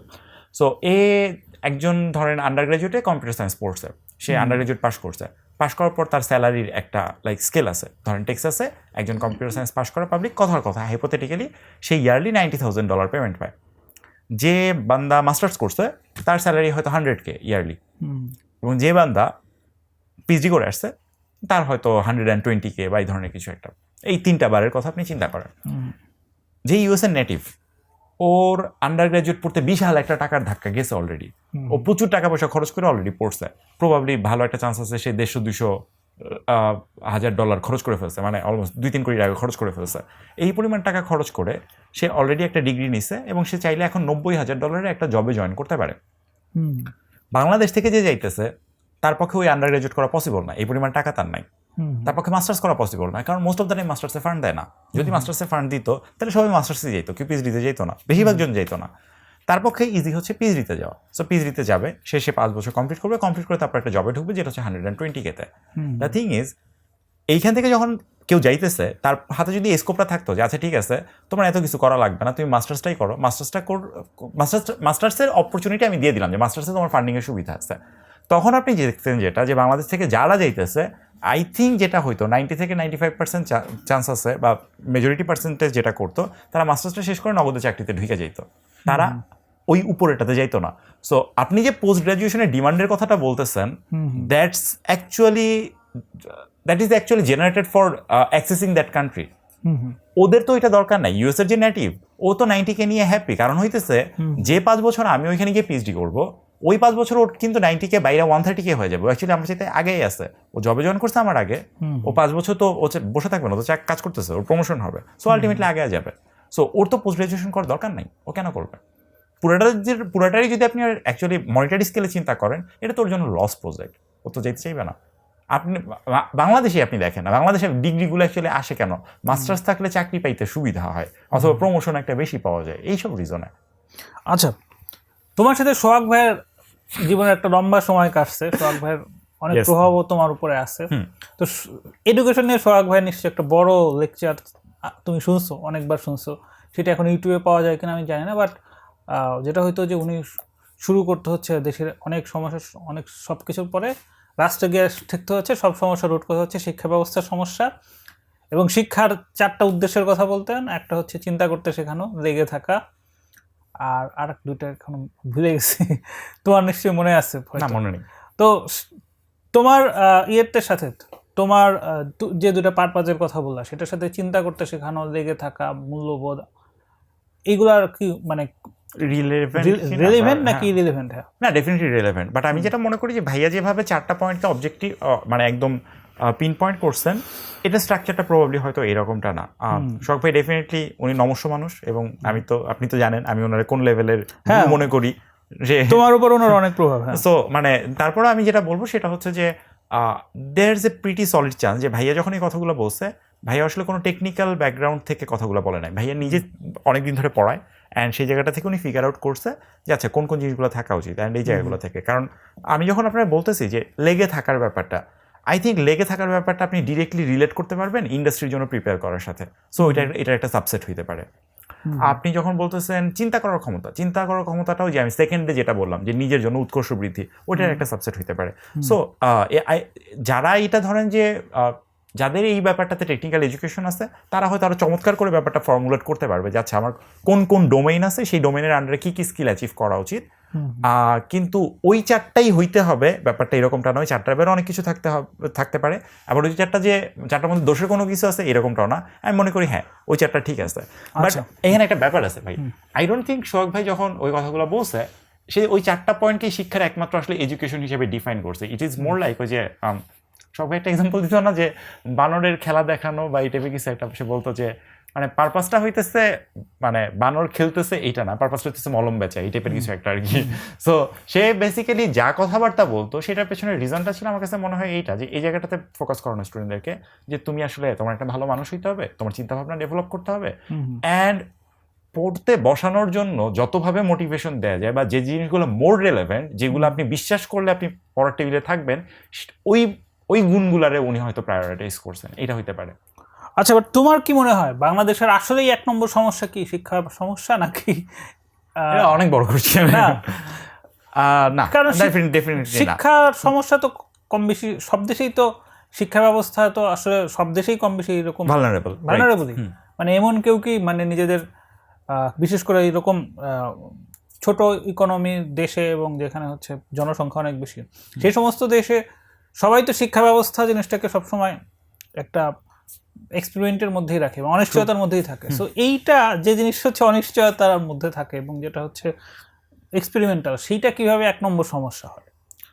ওয়েল, এইটা ধরেন এক একজন এক এক জায়গা থেকে অ্যাড্রেস করতে পারে শিক্ষানে। আচ্ছা আমি বলি, আমি এবং না এটা মানে শুধু সোহাগ ভাইয়ের কথা সেটা না, এই বাবুল রশিদেও এখনো পর্যন্ত যে আজকে তো তোমার সাথে আমি 57তম এপিসোডে বসছি, বাট যেটা হয়েছে যে যার সাথেই কথা বলতে যাই দেখা যায় যে সব সমস্যার মূলে শেষ পর্যন্ত শিক্ষা ব্যবস্থা ত্রুটিপূর্ণ, এটাই হচ্ছে তারা খুঁজে বের করে। মানে তো এইটা কি আলটিমেটলি এইটা কি অ্যানালজিক্যালি জিনিসটা ঠিক আছে কিনা বলা যায়? আচ্ছা আমি জানি না, মানে অনেস্টলি অ্যান্সার হচ্ছে আমার কোনো ক্লু নাই। আমি এখন আসলে সত্যিকার অর্থে বলতে কি যে নাম্বার না পাইলে কোনো একটা জিনিসের কেউ যখন ক্লেম করে এটা পেছনে যদি সাপোর্টিং নাম্বার না থাকে আমি জাস্ট মানে অ্যাকসেপ্ট করি না। সো আমার কাছে আমি এটা বিলিভ করি যে এডুকেশন প্রবলি হয়তো নাম্বার 1 না হলেও টপ 5 প্রবলেম ডেফিনেটলি। বাংলাদেশে যদি 5টা প্রবলেম থাকে তার শুরুর 5টার মধ্যে, অ্যান্ড প্রবলি হয়তো টপ 3তেও থাকবে মেবি, বাট 1 নাম্বার কি না এটা আসলে অনেক বড় একটা claim, I can say. But ধরেন এইটারও একটা মানে আমি জাস্টিফিকেশন বলি, মানে আমার মনে হয় যে লাস্ট 5 or 10 ইয়ার্স আমার কিছু রিভলিউশন আসছে, যে কিছু ব্যাপারে আমার চিন্তা ভাবনা আমি আগের চাইতে একটু ভালো বুঝি আর কি। সো ধরেন আপনি যদি এডুকেশন রে কথার কথা বাংলাদেশে 1 নম্বর সমস্যা ডিক্লেয়ার করেন, এতে লাভ আছে না ক্ষতি আছে? মানে আমি আসলে কাইন্ড অফ ডেভিলস অ্যাডভোকেটের মতো কাজ করতেছি, আমি আপনারা কোশ্চেন করতেছি। So what do you think? আপনি ধরেন আজকে সিদ্ধান্ত নিলেন বা আপনি ঘোষণা করলেন বাংলাদেশের একমাত্র প্রবলেম হচ্ছে শিক্ষা ব্যবস্থা, এবং যে করেই হোক এই সমস্যা আমার সমাধান করতে হবে। সো আপনার কি মনে হয় যে আপনি যদি অন্য কোনোটার একটা মানে সমস্যা বানাইতেন, 1 নম্বর সমস্যা বানাইতেন, সে ফর এক্সাম্পল কি হতে পারে, করাপশন হতে পারে, পপুলেশন হতে পারে, সেগুলোরে বানাইতেন আর এটা বানাইতেন, সো মানে কোনটা অ্যাকচুয়ালি ইমপ্লিমেন্ট করা আপনার জন্য বেশি ইজি? 1 নম্বর সমস্যা যেটাই ধরি কোনোটাই ইজি হবে না যদি আসলে কাজ করতে চাই। আচ্ছা, সো ধরেন আপনি তো প্রবাবলি হচ্ছে প্রতিদ্বন্দ্বী মুভিটা দেখছেন, রাইট? প্রতিদ্বন্দ্বী সত্যজিৎ? হ্যাঁ দেখছি। ওকে, সো গণশত্রু দেখার কথা তাহলে। আচ্ছা, সো দেখেন, আমি যখন বলবো যে বাংলাদেশের 1 নম্বর সমস্যা করাপশন, এটা একটু গ্যাঞ্জাম আছে। আমি যখন বাংলাদেশে 1 নম্বর সমস্যা করাপশন বলতেছি, আমি বেসিক্যালি আমার চারপাশে সব মানুষের করাপ্টেড বলে ডিক্লেয়ার করতেছি। আমি যখন বাংলাদেশে 1 নম্বর সমস্যা এডুকেশন বলতেছি, তখন মানুষজন অফেন্ডেড কম হয়, কারণ মানুষজন মনে করে এডুকেশনের জন্য খুব অল্প কিছু পার্সন রেসপন্সিবল, খুব বেশি পার্সন না। সো ওই অল্প কিছু পার্সনের কাছ থেকে একটা ইন্টারভেনশন আসবে, তার একটা টোটকা দিবে, সেটা বাদ বাকি সবাই ফলো করবে, অ্যান্ড ইভেনচুয়ালি এটি ইমপ্লিমেন্টেড হবে। সো সব সমস্যার সমাধান শেষ। আপনি গণশত্রুতে পরিণত হবে না অ্যাটলিস্ট। একটা মানে যে কোনো একটা প্রবলেম যখন, যে আমি একটু আগে বলতেছিলাম যে একটা প্রবলেম যদি আপনি আইডেন্টিফাই করেন, দেখবেন এটার পেছনে আরও 79টা প্রবলেম প্রবাবলি আছে, অ্যান্ড আপনি যখন একটা সলিউশন ডিজাইন করবেন, সলিউশনটা ডিজাইন করা উচিত ওই 79টার 1 নাম্বারটা থেকে। আমি আরেকটা একটু অফ ট্র্যাকের একটা কথা বলি। আমার খুব প্রিয় একজন স্যার আছেন, মানে পুরো বুয়েট লাইফে আমার হাতে গোনা 1-2জনের বাইরে মনে হয় প্রিয় টিচার নাই, আমি রিকল করতে গেলে পাই না। বাট আমি একজন পার্সন আছে যাকে আমি অলমোস্ট, তার সাথে আমার ক্লোজলি মেশা হয় না, বাট তাকে আমি ইনসেনলি রেসপেক্ট করি, আই থিঙ্ক কাইন্ড অফ শোক ভাইয়ের মতো। অ্যান্ড এই পার্সনটার প্রতি আমার ভয়াবহ একটা ভালো লাগে আছে, সেটা হচ্ছে আমার ডক্টর শামসুল হক। শামসুল হক স্যার আমাদের ট্রান্সপোর্টেশনের টিচার ছিলেন। ওনার কাছ থেকে আমি অনেক কিছু শিখছি, তার ব্যাপারে যে কেউ আসলে একটু ইউটিউবে ঘাটাঘাটি করে তার 2-1টা কথাবার্তা শুনলেই পাবে, but that's not the point. আমি যে এক্সাম্পলটা দিতে যাচ্ছি সেটা বলি। সো মাস্টার্সের কোনো একটা কোর্সে শামসুল হক স্যার আমাদেরকে প্রচুর পরিমাণে অ্যাক্সিডেন্টের কেস স্টাডি পড়াইতেন। এর মধ্যে একটা কেস ছিল সম্ভবত সামথিং লাইক দিস, যে 2010-এর দিকে চিটাগাংয়ে একটা অ্যাক্সিডেন্ট হয়। সেটাতে বেসিক্যালি একটা ট্রাক ছিল, ট্রাকের উপর অনেকগুলো বাচ্চা ছেলে, লাইক 60-70 জনের মতো বাচ্চা ছেলে ছিল। তার একটা ফুটবল খেলা দেখে তারপর ফিরতেছিল। ফেরার সময় তারপর যেটা হয়েছে, কোনো একটা কারণে উল্টা দিক থেকে একটা নসিমন আসতেছিল, এই পাশে ট্রাকটা, সে যেটা করছে বামে খুব দ্রুত স্লাইড করছে। রাস্তার বামে যখন সে স্লাইড করছে, ইউজুয়ালি যেটা হয়, রাস্তাটা যে জায়গাতে শেষ হয় তারপর 3-4 ফিটে একটা শোল্ডার থাকে, এটা রাস্তার উইডথের উপর ডিপেন্ড করে। সো ওই জায়গায় শোল্ডারটা তুলনামূলক কম ছিল। সো সে যখন গেছে, স্কিড করছে, তার এক পাশে চাকাটা ওই বাইরে চলে গেছে, অ্যান্ড ট্রাকটা উল্টায় গেছে, উল্টায় পড়ছে পাশের পুকুরে। পুকুরে পড়লে প্রবলেম ছিল না, নর্মালি প্রবলেম হওয়ার কথা না। প্রবলেমটা হয়েছে যে জায়গাটাতে, সেটা হচ্ছে যে পুকুরে পানি ছিল না, খুব অল্প পানি ছিল, মোস্টলি ছিল কাতের না অল্প পানি। সো ট্রাকটা যখন উল্টায় গেছে, এরা গ্রামের ছেলে সবাই, এরা খুব সহজে সাঁতার কাইটা বের হইতে পারতো। আর ট্রাকটা যখন উল্টায় গেছে, এরা বেসিক্যালি আটকা পড়ছে, এরা বের হইতে পারেনি, অ্যান্ড সবগুলো বাচ্চা ছেলে মারা গেছিল। এটা মানে খুব বড় সড়ো একটা নিউজ আসছিল। অ্যান্ড যখন ক্লাসে আমাদেরকে শামসুল হক স্যার এই কেস স্টাডিটা বললেন, তারপর বললেন, আচ্ছা ধরো তুমি পলিসি মেকারের জায়গায় আছো, অ্যান্ড তোমার হাতে এই পাওয়ারটা দিয়ে দেওয়া হয়েছে, তুমি যা খুশি তাই করতে পারবা, মানে এইখানে যে জায়গাটাতে তোমার প্রবলেম মনে হয় তুমি সেই জায়গাটা অ্যাড্রেস করে সলভ করতে পারবা। সো তুমি একটু চিন্তা করো, এই যে পুরো অ্যাক্সিডেন্ট, এই পুরো অ্যাক্সিডেন্টের পেছনে তোমার কাছে হয়তো মনে হইতেছে দোষ একটা, সেটা হচ্ছে ট্রাক ড্রাইভার কন্ট্রোল করতে পারে নাই, বাট আর কোনো দোষ আছে কিনা, আর কি কি দোষ থাকতে পারে, সেগুলো আমরা কি কি উপায়ে ফিক্স করতে পারি। সো একদম গোড়া থেকে চিন্তা করে বলো তো, তুমি যদি পলিসি মেকার হইতা, তাহলে কোন কোন জায়গাতে তুমি আসলে প্রবলেমটা ফাইন্ড আউট করতে পারতেছো। সো একজন বললো, স্যার বাচ্চা কাচ্চারা যাচ্ছিল, ওদের সাথে কোনো গার্জিয়ান ছিল না। হ্যাঁ, এটা একটা ভালো জিনিস, ওরা স্কুল থেকে খেলা দেখতে গেছে, সো ওই জায়গাটাতে ডেফিনেটলি একজন গার্জিয়ান অথবা একজন টিচারের প্রেজেন্ট থাকার কথা ছিল, যে কিনা এদেরকে নিয়ে যাবে, ওই সেফটিটা ইনশিওর করবে। তারপরে কি হতে পারে, ফেরার টাইমে যখন হচ্ছে পিকআপের ট্রাকে দাঁড়ায় এইভাবে আসলে লোকজন কখনো আসে না। সো এইটা আরেকটা আনসেফ মডেল, এটা হওয়ার কথা ছিল না। থার্ড কি, উল্টা দিক থেকে নসিমন আসছে, নসিমনটা আসছে রং সাইডে, নসিমন তো হাইওয়েতে চলার কথা না, রং সাইডে আসে কেমনে। ওকে, 4 নাম্বার কি, রাস্তার পাশের যে শোল্ডার, এটা স্ট্যান্ডার্ড লেন্থের ছিল না, শোল্ডারটা যদি 5 থেকে 6 ফিটের থাকতো, তাহলে ওইটা ওই স্কিডটা করতো না, এইভাবে উল্টাইতো না। অ্যান্ড আমার মনে আছে that was an very interacting session. আমরা যখন হচ্ছে একজন করে পয়েন্ট বলতেছি, স্যারও একটা করে ইনপুট নিচ্ছে, আমরা টোটাল দেখলাম যে 26টা বা 27টার মতো পয়েন্ট চলে আসছে, যে ওকে এই 26টা বা 27টা প্রবলেমের যে কোনো একটা প্রবলেম যদি আপনি রেকটিফাই করতে পারতেন, ওই দিন আসলে অ্যাক্সিডেন্টটা হইতো না। 26টা 27টা রিজন একসাথে কলাপস করছে অ্যান্ড তারপর আসলে অ্যাক্সিডেন্টটা হয়েছে। সো এখন আপনি যদি চিন্তা করেন যে আচ্ছা অ্যাক্সিডেন্ট হয়েছে, ড্রাইভারের দোষ, তারে হইতেছে আমি ফাঁসিতে ঝুলাবো, প্রবলেম সলভ না, আসলে এটা না। সো আমার যেটা করতে হবে, যে কোনো একটা বড়সড় ইস্যু যখন এরকম তৈরি হয়, এটা also it's a very good place to identify the problems and work on it. So আমি 27টা জায়গাতে কাজ করতে পারতাম, আমি স্কুলগুলোতে পলিসি করতে পারতাম যে বাচ্চা কাচ্চারা গার্জিয়ান ছাড়া যাবে না, আমার প্রত্যেকটা রাস্তার লেন শোল্ডারের লেন্থ এতটুকু থাকতে হবে, নো সিমন হাইওয়েতে চলবে না, এই ধরনের সব কিছু আমি করতে পারতাম। And that would have been a success. এটা অনেক ভালো একটা রেজাল্ট প্রডিউস করতো। অনেক কথা বলছি, এটা কারণটা হচ্ছে এটাই যে বাংলাদেশের এডুকেশন সিস্টেম 1 নম্বর সমস্যা। আমি যদি এটা ডিক্লেয়ার করে কাজ করা শুরু করি তাতে আসলে কোনো প্রবলেম নেই, আমাদের প্রবলেমের কোনো অভাব নাই। আপনি যদি মানে রাস্তার যে একদম ধরেন ইয়াও আছে, যে কাউকে আপনি জিজ্ঞেস করেন সে 5টা প্রবলেম আইডেন্টিফাই করে দিবে। আমাদের স্পেশালিস্টদের নিয়ে বসলে আমরা 200-300 প্রবলেম আইডেন্টিফাই করতে পারবো। প্রবলেমটা কই? আমি তো 200-300টা প্রবলেম নিয়ে কাজ করতে পারি, সমস্যা কোথায়? কাজ করলে খারাপ তো কিছু না। অ্যান্ড বরং যেটা হবে, 200-300টা প্রবলেম নিয়ে কাজ করলে এইগুলার কারণে অনেক কিছু ফিক্স হয়ে যাবে যেগুলো অন্য সিস্টেমে এক্সিস্ট করে। আপনি এফিশিয়েন্ট ওয়ার্কার পাইতেছেন না ইন্ডাস্ট্রিতে, আপনার এই প্রবলেম সলভ হতে পারে যদি আপনি এডুকেশন মডেলটা ওইভাবে ডিজাইন করতে পারেন। আপনার টিচাররা হয়তো এফিশিয়েন্ট, আপনি একটা ভালো ট্রেনিং প্রোগ্রাম যদি মানে দাঁড় করাতে পারেন যেটা ন্যাশন ওয়াইড কাজ করবে, আপনার টিচার এফিশিয়েন্ট হয়ে যাচ্ছে। সো মানে ডেফিনেটলি এটার অনেকগুলা ভালো সাইডও আছে। ঠিক আছে, বুঝলাম। তুমি যেটা তোমার যে অ্যান্সারটা সেটা হচ্ছে যে তুমি একটা ডিপ্লোম্যাটিক টাইপ অ্যান্সার দিচ্ছ, যে তুমি জিনিসটাকে নাও বলতেছো না, আবার হ্যাঁ না বলে। আমি অ্যাকচুয়ালি ইগনোরেন্ট, আমার অ্যান্সার হচ্ছে আমি আসলে জানি না। ওকে, আমাকে এইটা বলো যে বাংলাদেশের এডুকেশন সিস্টেম নিয়ে সবচেয়ে কমন যেটা অভিযোগ সেটা হচ্ছে মুখস্থ বিদ্যাকে অনেক প্রমোট করা হয়। তো তোমার কি মনে হয় যে এই যে মুখস্থ বিদ্যা যে প্রমোট করা হয়, এটা তো কম বেশি সত্যি নাকি এটা সত্যি না? আমি একটু কনফিউজ। না, আসলে আমার কাছে মনে হয় যে এটারও আইডিয়েশনটা একটু কনফিউজিং। দ্য থিং ইজ, মুখস্থ করা আপনার কোনটা বলবেন? আমি তো ধরেন যে ছোটবেলাতে যে কি যেন বলে মৌলিক পর্যায়ে ছিল যে হাইড্রোজেন থেকে শুরু করে 117টা মৌল, এটার মধ্যে 40-50টা মুখস্থ করছিলাম। পর্যায় সারণী, রাইট, পিরিয়ডিক টেবল। সো এটা কি মুখস্থ করাটা খারাপ? আমার এখন মনে হয় না ভাই। কিংবা ধরেন আরো অনেক কিছু আছে, বিশাল বিশাল ফর্মুলা মুখস্থ করা লাগছে, এটা করা লাগছে।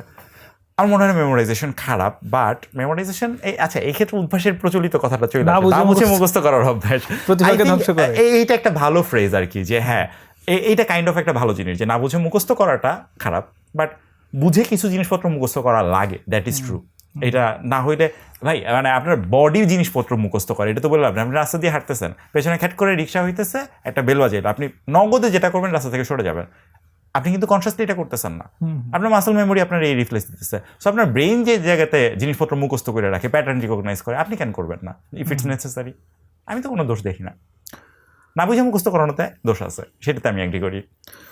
তুমি তো প্রত্যেকটা অ্যান্সার হচ্ছে মানে মনে হচ্ছে যে দর্শক দেখলে কি নাকি কমেন্ট করবে সেই জায়গা থেকে অ্যান্সারগুলো দিচ্ছ, বাট আমি তোমার কাছে যেটা স্পেসিফিক্যালি জানতে চাইছি যে এখানে বুঝে মুখস্থ করা বা না বুঝে মুখস্থ করার বিষয়টা না, বিষয়টা হচ্ছে যে তুমি যখন দেখবা যে বাংলাদেশের এডুকেশন নিয়ে কথা বলা হয়, বেশিরভাগ ক্ষেত্রে যেটা বলা হয় যে এখানে সৃজনশীলতার বিকাশের সুযোগ অনেক কম, এখানে হচ্ছে কে কত বেশি তথ্য মুখস্থ করতে পারে এবং পরীক্ষার খাতায় লিখে দিতে পারে সেটার ভিত্তিতেই হচ্ছে মেধার যাচাই হয়। এটাই কিন্তু তুমি দেখবা যে বাংলাদেশের সবচেয়ে কমন এটা হচ্ছে সবচেয়ে কমন স্টেটমেন্ট। এই স্টেটমেন্টের ব্যাপারে তোমার নৈতিক অবস্থানটা জানতে চাইতেছি। আই থিঙ্ক এটা পার্শিয়ালি ট্রু, না পার্শিয়ালি না, একটা মেজর অংশ ট্রু। আমি স্কুল কলেজে মুখস্থ করে আসলে অ্যান্সার লিখতাম, যেটা কিনা মোটামুটি না স্কুল পর্যন্ত ট্রু ছিল। কলেজ লেভেলে গিয়ে আমার কখনো মনে হয় না যে আমি আসলে মুখস্থ করে লিখতেছি, বাট স্কুল পর্যন্ত আমি মুখস্থ করে লিখছি, এটা ট্রু। অ্যান্ড মানুষজন যেভাবে ঢালাওভাবে অভিযোগ করে যে উগড়ায় দিয়ে আসার জিনিস, আমি এটার সাথে মোটেও বিশ্বাস করি না। আমার কাছে মনে হয় যে অ্যাটলিস্ট আমাদের টাইমে আমি যখন এইচএসসি পরীক্ষা দিচ্ছি, আমার কাছে মনে হচ্ছে কোশ্চেন যথেষ্ট স্ট্যান্ডার্ড, অনেক বোঝার জিনিসপত্র আছে। যে জায়গাটাতে মুখস্থের ব্যাপারটা চলে আসে, আই থিঙ্ক আমি ঢাকাতে থেকে ধরেন আমি যে কোচিংয়ে পড়ছি, কোচিংয়ের টিচার অনেক ভালো, বা আমার ঢাকাতে এডুকেশনের স্টাইলটা ডিফারেন্ট। সো ঢাকাতে আমার হয়তো ওই মুখস্থটা করা লাগে নাই, কিন্তু আমাদের এই এডুকেশন সিস্টেমটা তো ইউনিফর্মলি ওয়াইড স্প্রেড না পুরো Bangladesh, through out Bangladesh. So হয়তো দেখা গেছে যে নোয়াখালী বা হাতিয়ার কোনো একটা ছেলে, সে তো ভালো টিচার পায় নাই, তার আলটিমেটলি মুখস্থ করতে হয়েছে, কারণ তার এক্সাক্ট সেম জিনিসে লিখতে হয়েছে। সো তার জন্য হয়তো এটা মুখস্থ ছিল। সো মুখস্থ নির্ভর কি নির্ভর না, এটা আসলে আমার জন্য যে রিয়েলিটি আরেকজনের জন্য আসলে সেম রিয়েলিটি না, এটা টিচার রিসোর্স এগুলোর উপর ডিপেন্ড করে। সো কাউকে যদি আসলে এই কাজটা করতে হয় যে তার আসলে রিসোর্স নাই, এই কারণে তাকে মুখস্থ করতে হইতেছে, that's definitely bad thing, and এটা আসলে করা উচিত না। কিন্তু আমার কাছে মনে হয়েছে যে কোশ্চেনটা জাস্ট এইভাবে দেয়া হয়েছে বলে আমি এটাকে মুখস্থ নির্ভর শিক্ষা ব্যবস্থা বলতেছি, এইটা আসলে বলা উচিত না। আমাদের প্রশ্নপত্র কখনো মুখস্থ নির্ভর এই জিনিসটাকে প্রমোট করে না। মুখস্থ নির্ভর যদি প্রমোট করে, সেটা করে হচ্ছে সিস্টেমের ওই দুর্বল অংশগুলো, ওই অংশগুলোর কারণে এটা তৈরি হয়। বাট আমার মনে হয় না যে কোশ্চেনের ব্যাপারে এটা আমি বলতে পারি কখনোই। হ্যাঁ, যদি সেটাই বলো তাহলে এই যে বিসিএস এর যে পরীক্ষা হয়, বিসিএস এর প্রশ্নপত্র নিয়ে লোকজনের যে কথা যে অমুক দেশের মুদ্রার নাম, তমুক দেশের প্রেসিডেন্টের নাম, বা অমুক পদ্ম কত সালে লেখা হয়েছিল, এই সব সাল মুখস্থ করে আমার কি হবে? কিছু হবে না। এই প্রশ্নটা তাহলে কেন আসে? ওকে, সো এই টেকনিক্যালি এটা নিয়ে কথাবার্তা বলা বোধহয় একটু বিপজ্জনক, বাট আমি আসলে আমার মানে একদম অনেস্ট অপিনিয়ন যেটা সেটা শেয়ার করি। 41তম বিসিএস এর ফর্ম আমি ফিল আপ করছিলাম, অ্যান্ড আমি হচ্ছে একটা কোচিংয়ে ভর্তি হয়েছিলাম। তো আমার তখন ইচ্ছা হচ্ছে যে আমি আমলা হবো। আই থিঙ্ক এটা ব্যাক ইন 2019 বা 20 এরকম একটা দিকে। তো আমি পড়া শুরু করছি, আমি মুখস্থ করা শুরু করছি, অ্যান্ড ওই টাইমে আসলে আপনি মানুষজন প্রবাবলি কিছু যারা বিসিএস দেয় তারা হয়তো এই জিনিসটাকে গ্লোরিফাই করে যে না এত মুখস্থ নাই, আর যারা হচ্ছে একটা বিসিএস হেডার পার্টি আছে তারা বলে যে এগুলোর তো বৈশাখ মানে মুখস্থ টুখস্থ কইরা এখন থেকে কি করে চাকর হওয়া যায় এইরকম একটা ইয়া করতেছে। দুইটা পার্টি আছে, একটা একটু ডিফেন্সিভ, একটা একটু অফেন্সিভ। তো আমি অ্যাজ ইউজুয়াল আমি আমার কাছে যেটা মনে হচ্ছে মুখস্থের পার্টটা কোনোভাবেই আনডিনেবল না। প্রচুর আজেরা জিনিস মুখস্থ করতে হয় যেটা অ্যাকচুয়ালি কোনো দরকার নাই, that is 100% true. But then again আপনি আসলে একজন বিসিএস ক্যাডারের কাছ থেকে কী কী স্কিল চান? আপনি চাইবেন যে ওকে এই পার্সনটা আমার কথা শুনবে কিনা, নাম্বার ওয়ান। তারপর হইতেছে তার যে ক্লারিক্যাল স্কিল আছে কিনা, অনেক জিনিসপত্র লাগবে, সে প্রপারলি কমিউনিকেট করতে পারে কিনা, হাবি যাবি আরও অনেক জিনিসপত্র তারা দেখবে। ওটার মাধ্যমে সে একই সাথে টেকনিক্যাল এবং হচ্ছে অন্যান্য যে স্কিলগুলো আছে এগুলো ইভ্যালুয়েট করে তারপর আলটিমেটলি একজন ক্যাডারকে সে সিলেক্ট করবে। তো ইনিশিয়াল এন্ট্রিতে আপনি এমন একটা সিস্টেম দাঁড় করাইছেন যে জায়গাটা তার প্রচুর পরিমাণে মুখস্থ করে তারপর পার করতে হইতেছে। সো এটা কি ডেফিনেটলি একটা ইফেক্টিভ সিস্টেম কখনো হইতে পারে? একজন ক্যাডারের যে রেসপন্সিবিলিটি বা হচ্ছে তার যে কোয়ালিটিগুলো আমি চিন্তা করছি ওটা করেসপন্ডিংয়ে আই ডোন্ট থিঙ্ক সো। আমার কাছে এটা মোটেও অ্যাপ্রোপ্রিয়েট মনে হয় না। এবং আমি মনে করি যে অ্যাসেসমেন্ট যে সিস্টেমটা, অ্যাটলিস্ট প্রিলিমিনারি যে অ্যাসেসমেন্ট সিস্টেমটা, পরের দিকে আমি কখনো যাই নাই, প্রিলির কোশ্চেন আমি দেখছি, সো আমি ওটা বলতে পারি এইটা খুবই অ্যাবসার্ড টাইপের একটা কোশ্চেন, খুবই বাজে একটা কোশ্চেন। ওকে, যদি এইটাই বলো তাহলে এবার তোমরা যখন জিআরই পড়ো, জিআরইতে এই যে হাজার ওয়ার্ড পড়ো, যে ওয়ার্ডগুলোর বেশিরভাগই কোনোদিন কোনো লেখালেখিতে কাজে আসবে না, আমি এইটা বলবো। হ্যাঁ, দ্য থিং ইজ আমি জিআরই দিছি হচ্ছে 2021। হ্যাঁ, জিআরইতে এত ওয়ার্ড তাহলে তোমরা কেন মুখস্থ করো? ফার্স্ট অফ অল জিআরইতে এত ওয়ার্ড লাগে এটা আমার বিশ্বাস হয় না। মানে আমি 333টা হাই ফ্রিকোয়েন্সি ওয়ার্ড পড়ছি, 333টার মধ্যে আই থিঙ্ক 100টা আমি আগেই চিনতাম, 233টা আমি চিনতাম না। এরপরে আমি ব্যারন্সের ওয়ার্ড পড়া শুরু করছিলাম, বাট ওগুলো আলটিমেটলি আমার মনে ছিল না। এবং পরীক্ষার হলে গিয়ে আলটিমেটলি যেটা হয়েছে, আই ডোন্ট থিঙ্ক আমি সব মিলে হয়তো 450 বা 500 মতো ওয়ার্ড পড়ছিলাম। আমার যেটা ধারণা যে আমার 100 থেকে 150 বেশি ওয়ার্ড মনে ছিল না। সো ফার্স্ট অফ অল এই 100 থেকে 150 ওয়ার্ড ছাড়াই আমি জিআরই পরীক্ষা দিছি, নাম্বার পাইছি মোটামুটি একটা। সেকেন্ড থিং হইতেছে জিআরই পরীক্ষা কিন্তু assessment skill, typical assessment skill না, এটা একটা অ্যাপটিটিউড টেস্ট। দুই ধরনের টেস্ট আছে। আমরা যখন ওই যে প্রাইমারি প্রজেক্টে কাজ করতাম তখন আমাদেরকে বলতো যে অ্যাসেসমেন্ট টিপিক্যালি আমাদের স্কুলগুলোতে যেটা হয়, একটা হচ্ছে সামেটিভ অ্যাসেসমেন্ট বলে, আরেকটার নামটা জানি কি ভুলে গেছি, ওটা মনে হয় মানে ফাইনাল ওয়ান টাইম অ্যাসেসমেন্ট টাইপের। মানে একটাতে আপনি টাইম টু টাইম 15 দিন পর একজন পার্সনের অ্যাসেস করবেন, লাস্টে গিয়ে একটা রেজাল্ট দিবেন। আর আরেকটাতে হচ্ছে আপনি পুরো বছর পরে জাস্ট একটা সিঙ্গেল টেস্ট নেবেন, অ্যান্ড ওটা দেখে তারপর বলবেন যে ওকে এই বান্দা আসলে এরকম। জিআরই হইতেছে একটা অ্যাপটিটিউড টেস্ট, অ্যান্ড অ্যাপটিটিউড টেস্টের পারপাসটা হইতেছে টোটালি ডিফারেন্ট। অ্যাপটিটিউড টেস্টের পারপাস হইতেছে আমি এরে খুব কম টাইমে লিমিটেড একটা রিসোর্স দিলে সে আসলে আমার ম্যাক্সিমাম কত ভ্যালু প্রডিউস করে দিতে পারে। জিআরইতে 340-এ 40 পাওয়ানো কখনই টার্গেট না। হ্যাঁ, ডেফিনেটলি একজন দুজন আছে যে হইতেছে এরকম অমানুষ, সে 340 কেন 339 পাইতে পারে। যেমন আমি একজন অমানুষে চিনি, সে বাংলাদেশে 339 পাইছে, যাই হোক ওর আচ্ছা এনিওয়ে। সো জিআরইর পারপাস আমার কাছে যেটা মনে হয় এইটা অ্যাসেস করা যে এই পার্সনকে আমি যে টাইমটা দিছি এই টাইমের ভেতর সে ম্যাক্সিমাম কতটুকু স্কোর বাইরে নিয়ে আসতে পারে। এইটা সিমিলার একটা জিনিস হতে পারে বুয়েট ভর্তি পরীক্ষা।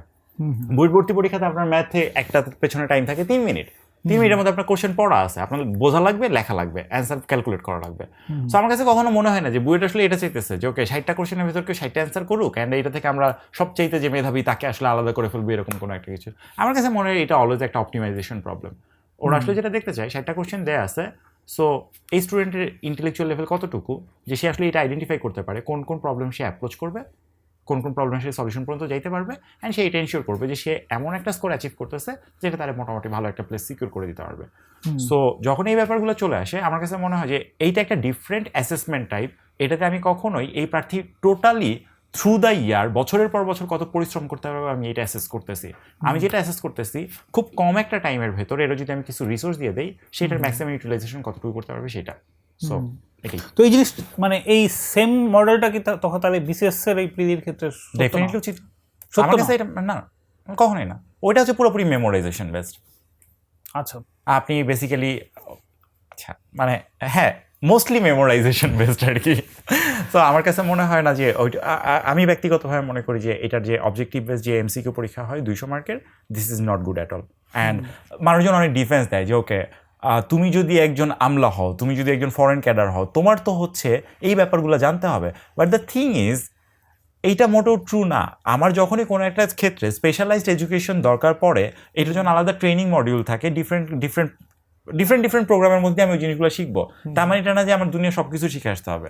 এটা হইতেই পারে যে ওকে আমি যখন চাকরি বাকরি করতেছি, আমার একটা নতুন জায়গাতে পোস্টিং হয়েছে, ওখানে আমার নিজের রান্না করে খাইতে হয়। এখন কি তাহলে বিসিএস এর মধ্যে আমি রান্না বান্নার কোশ্চেন ইনক্লুড করবো?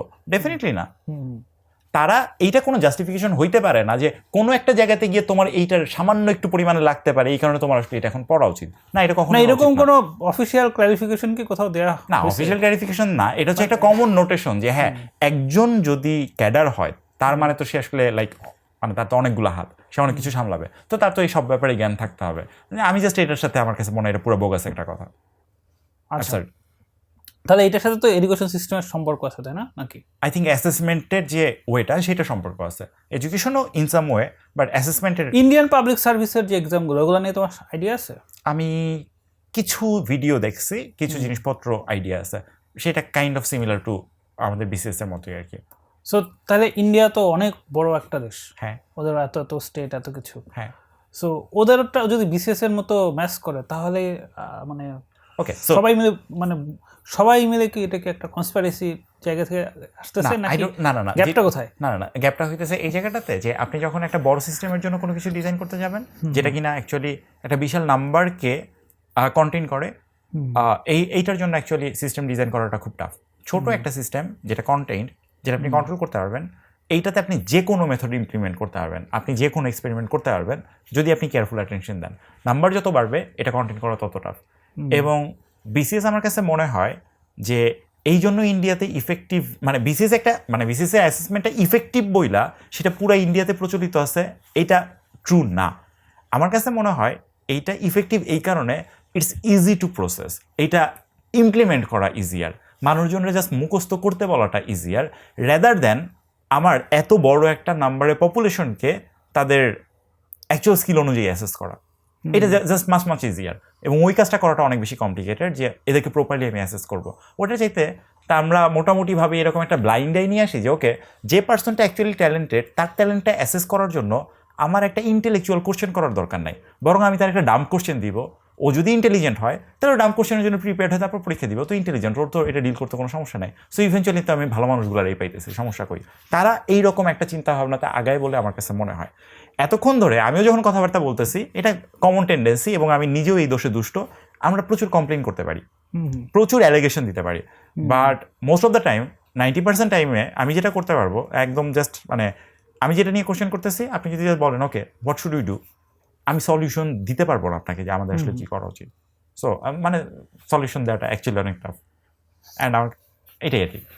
তাহলে যে ইফেক্টিভ এডুকেশন সিস্টেম বা ইউটোপিয়ান এডুকেশন সিস্টেম যেটাই বলি, যেটা নিয়ে আমরা এতক্ষণ ধরে কথা বলতেছি, সেটিকে আসলে পার্টিকুলার কোনো দেশ বা অঞ্চলের জন্য চিন্তা করে তুমি বলো না, নাকি তুমি ওভারঅল হিউম্যান রেসের জন্য এডুকেশন সিস্টেম কীরকম হচ্ছে সেই ফিলোসফিক্যাল জায়গা থেকে বলতেছি? আমি যখন বলছি ইন্ডাস্ট্রি আর ওই যে মানসিক উৎকর্ষতার জায়গা, দ্যাট ওয়াজ ফর মানে সবার জন্য, কিন্তু আমি মনে করি যে এই সলিউশনটা ডেফিনেটলি কাস্টমাইজড। এটা ল্যাটিন আমেরিকাতে যেভাবে কাজ করবে আমার হচ্ছে রাশিয়ার দিকে ওইভাবে কাজ করবে না, একই জায়গার কালচার একরকম, এটা অনুযায়ী কাস্টমাইজ করতে হবে। সেটা আমরা বুঝলাম। তাহলে আমরা যেটা নিয়ে কথা বলতেছি এটা তাহলে পার্টিকুলার কাদের জন্য, মানে এটা কি একটা তুমি এটা কি তাহলে তোমার একটা ফিলোসফিক্যাল ভিউ বলতেছো, নাকি হচ্ছে যেহেতু বাংলাদেশের আলো আবহাওয়াতে বড় হয়েছে এতদিন, তোমার মনোজগতে শেষ পর্যন্ত বাংলাদেশের এডুকেশন সিস্টেম কেমন হওয়া উচিত সেই রকম ইফেক্টিভ একটা জিনিস থেকে তুমি বলতেছো?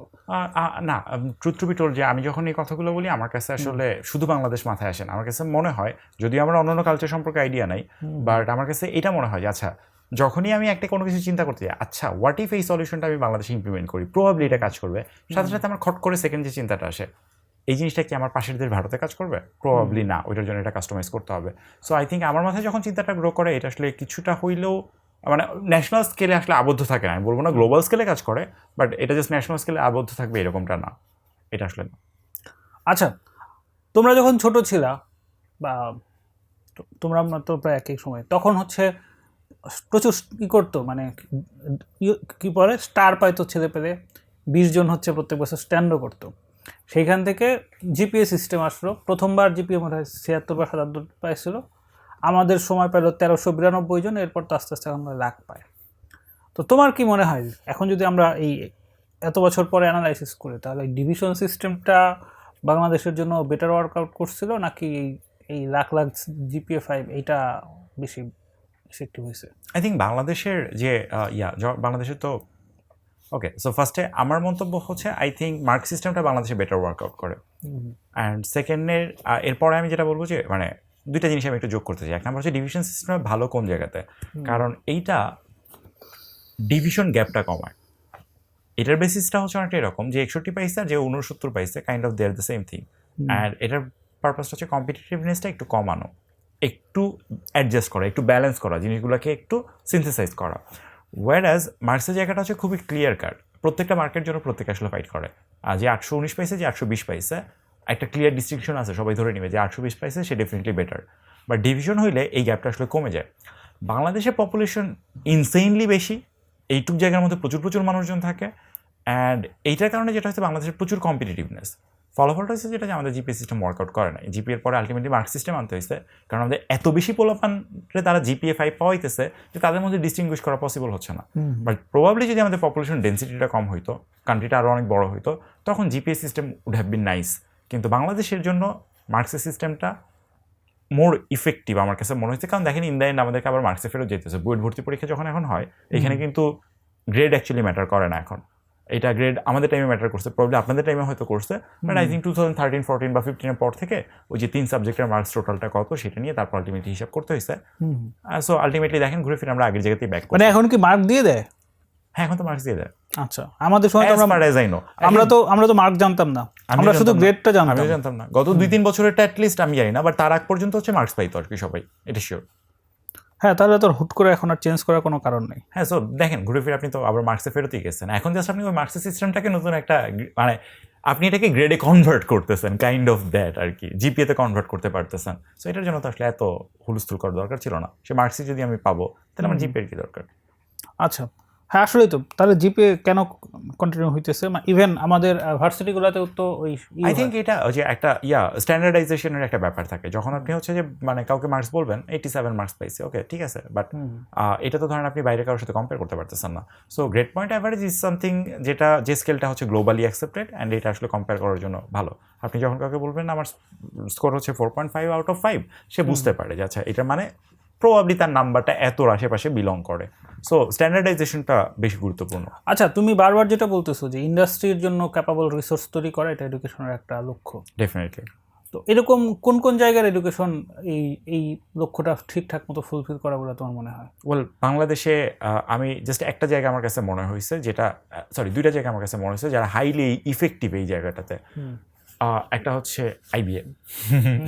আমার কাছে মনে হচ্ছে আইবিএ তারা হচ্ছে দাবি করে তারা প্রফেশনাল তৈরি করে, অ্যান্ড যেহেতু আমি আইবিএতে এমবিএ করছি, আমার কাছে মনে হয়েছে দেয়ার রাইট। বুয়েট আমার কাছে মনে হয় না খুব ভালো ইঞ্জিনিয়ার প্রডিউস করতে পারে, খুব ভালো রিসার্চার প্রডিউস করতে পারে, তার কোনোটাই পারে না।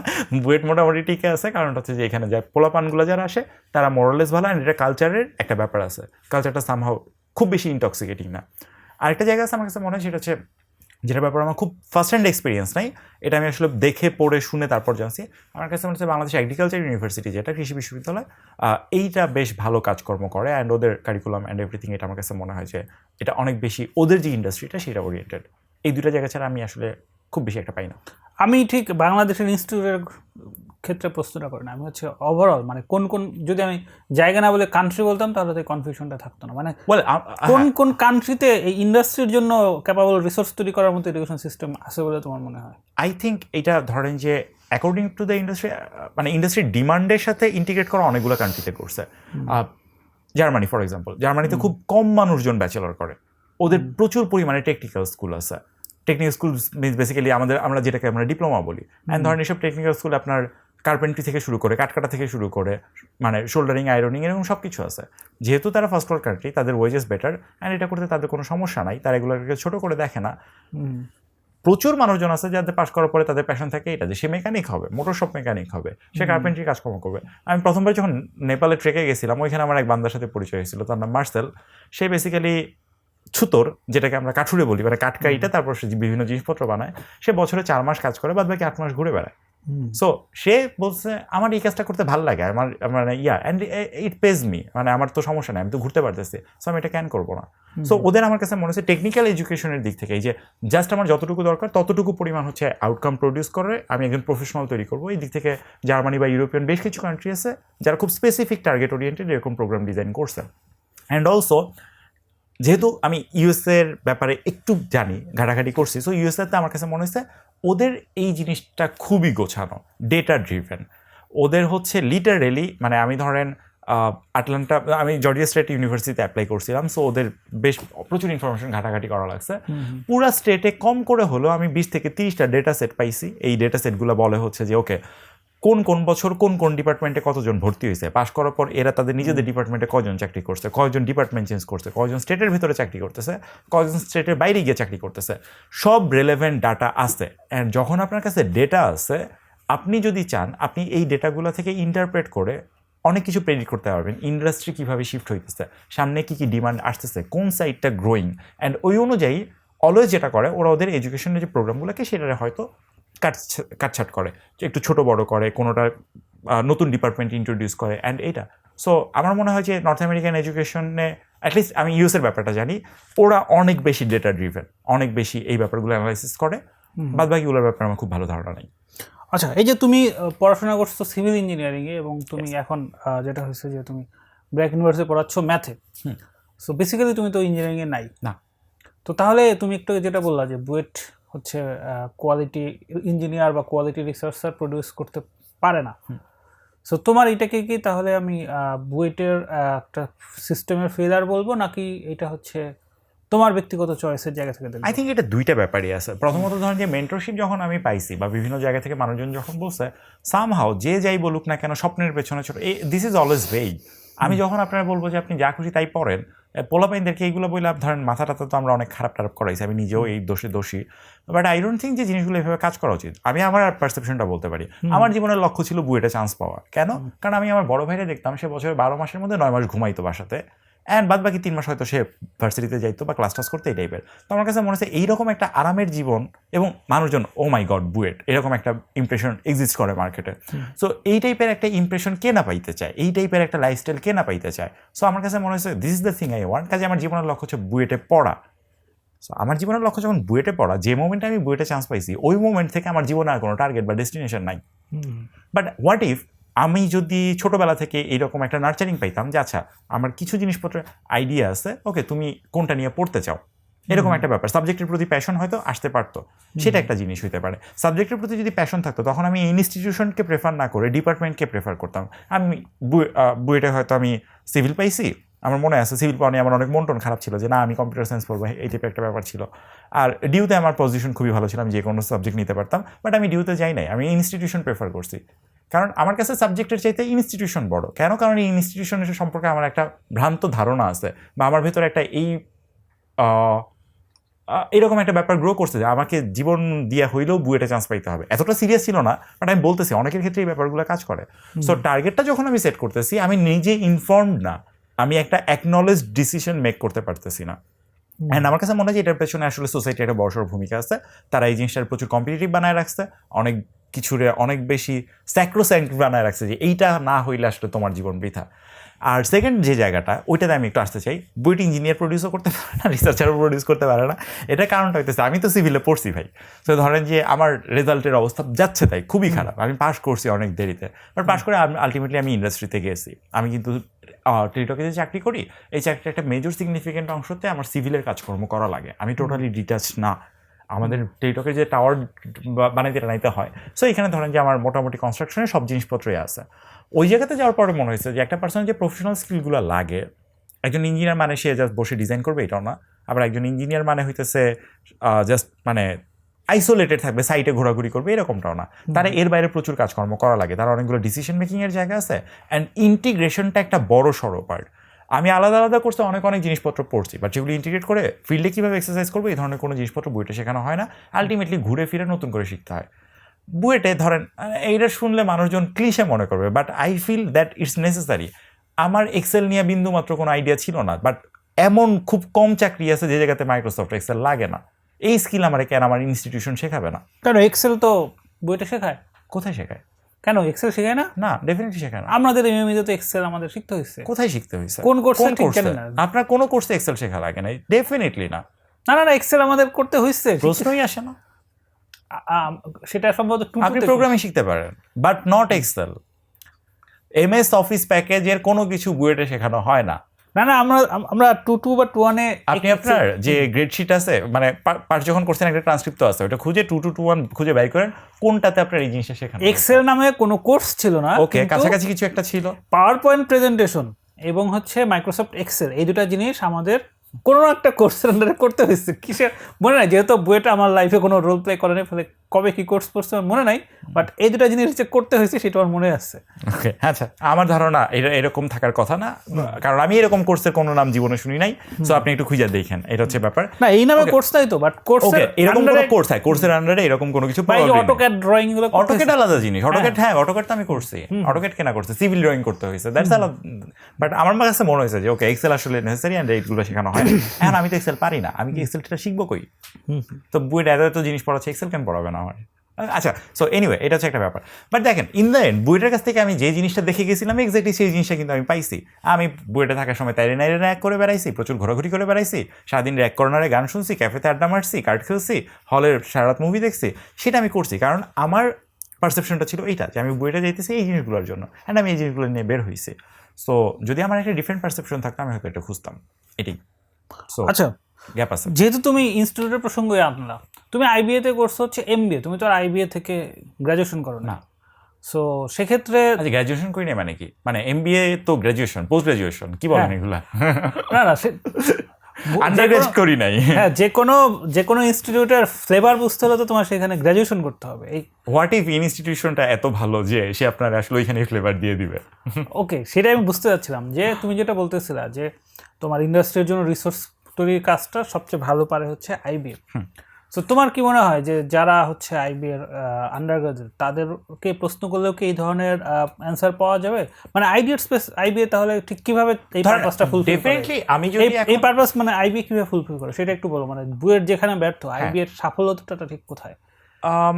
মানে গেটিং সামওয়ান মার্কেট রেডি, সেটাই বোঝার চেষ্টা করছি। সো দ্য থিং ইজ যে ধরেন প্রথমত আমি একটা করে আসি। ফার্স্ট অফ অল আইবিএর যদি আমি আন্ডার গ্রাজুয়েটে মানে বিবিএ যারা করতেছে এরকম কাউকে জিজ্ঞেস করে আমি এরকম অ্যান্সার পাবো কিনা, আই থিঙ্ক তারা এই ধরনের একটা রেসপন্স দিবে যে ওকে, এই মুহূর্তে বাংলাদেশে যতগুলো ইনস্টিটিউট আছে তাদের যেতে আইবিএ ফার বেটার। অ্যান্ড আচ্ছা, মানে অতিরিক্ত, আচ্ছা আমি তো বলতেই পারি আসলে ফ্র্যাঙ্কলি আমার কাছে মনে হয় যে আইবিএ যদি 1 নম্বরে থাকে 2, 3, 4, 5 কেউ নাই, 6 নম্বরে হয়তো অন্য কোনো ভার্সিটির আইবিএ আসতে পারে। মানে পার্থক্যটা এত বেশি আসলে, মানে তারা অনেক বেশি প্রফেশনাল। সো ডিফারেন্সটা মেক হচ্ছে কোন জায়গাটাতে? ধরেন আমি টোটাল হচ্ছে 20টা কোর্স করছি আইবিএতে গিয়ে 4টা সেমিস্টারে, 60 ক্রেডিট, অ্যান্ড এর বাইরে ইন্টার্নশিপ ছিল। 60টা ক্রেডিট যে পড়ছি আমি, যে 20টা সাবজেক্ট পড়ছি, 20টা সাবজেক্ট ছিল কম বেশি 12 থেকে 14টা ডিফারেন্ট টপিকের ওপর।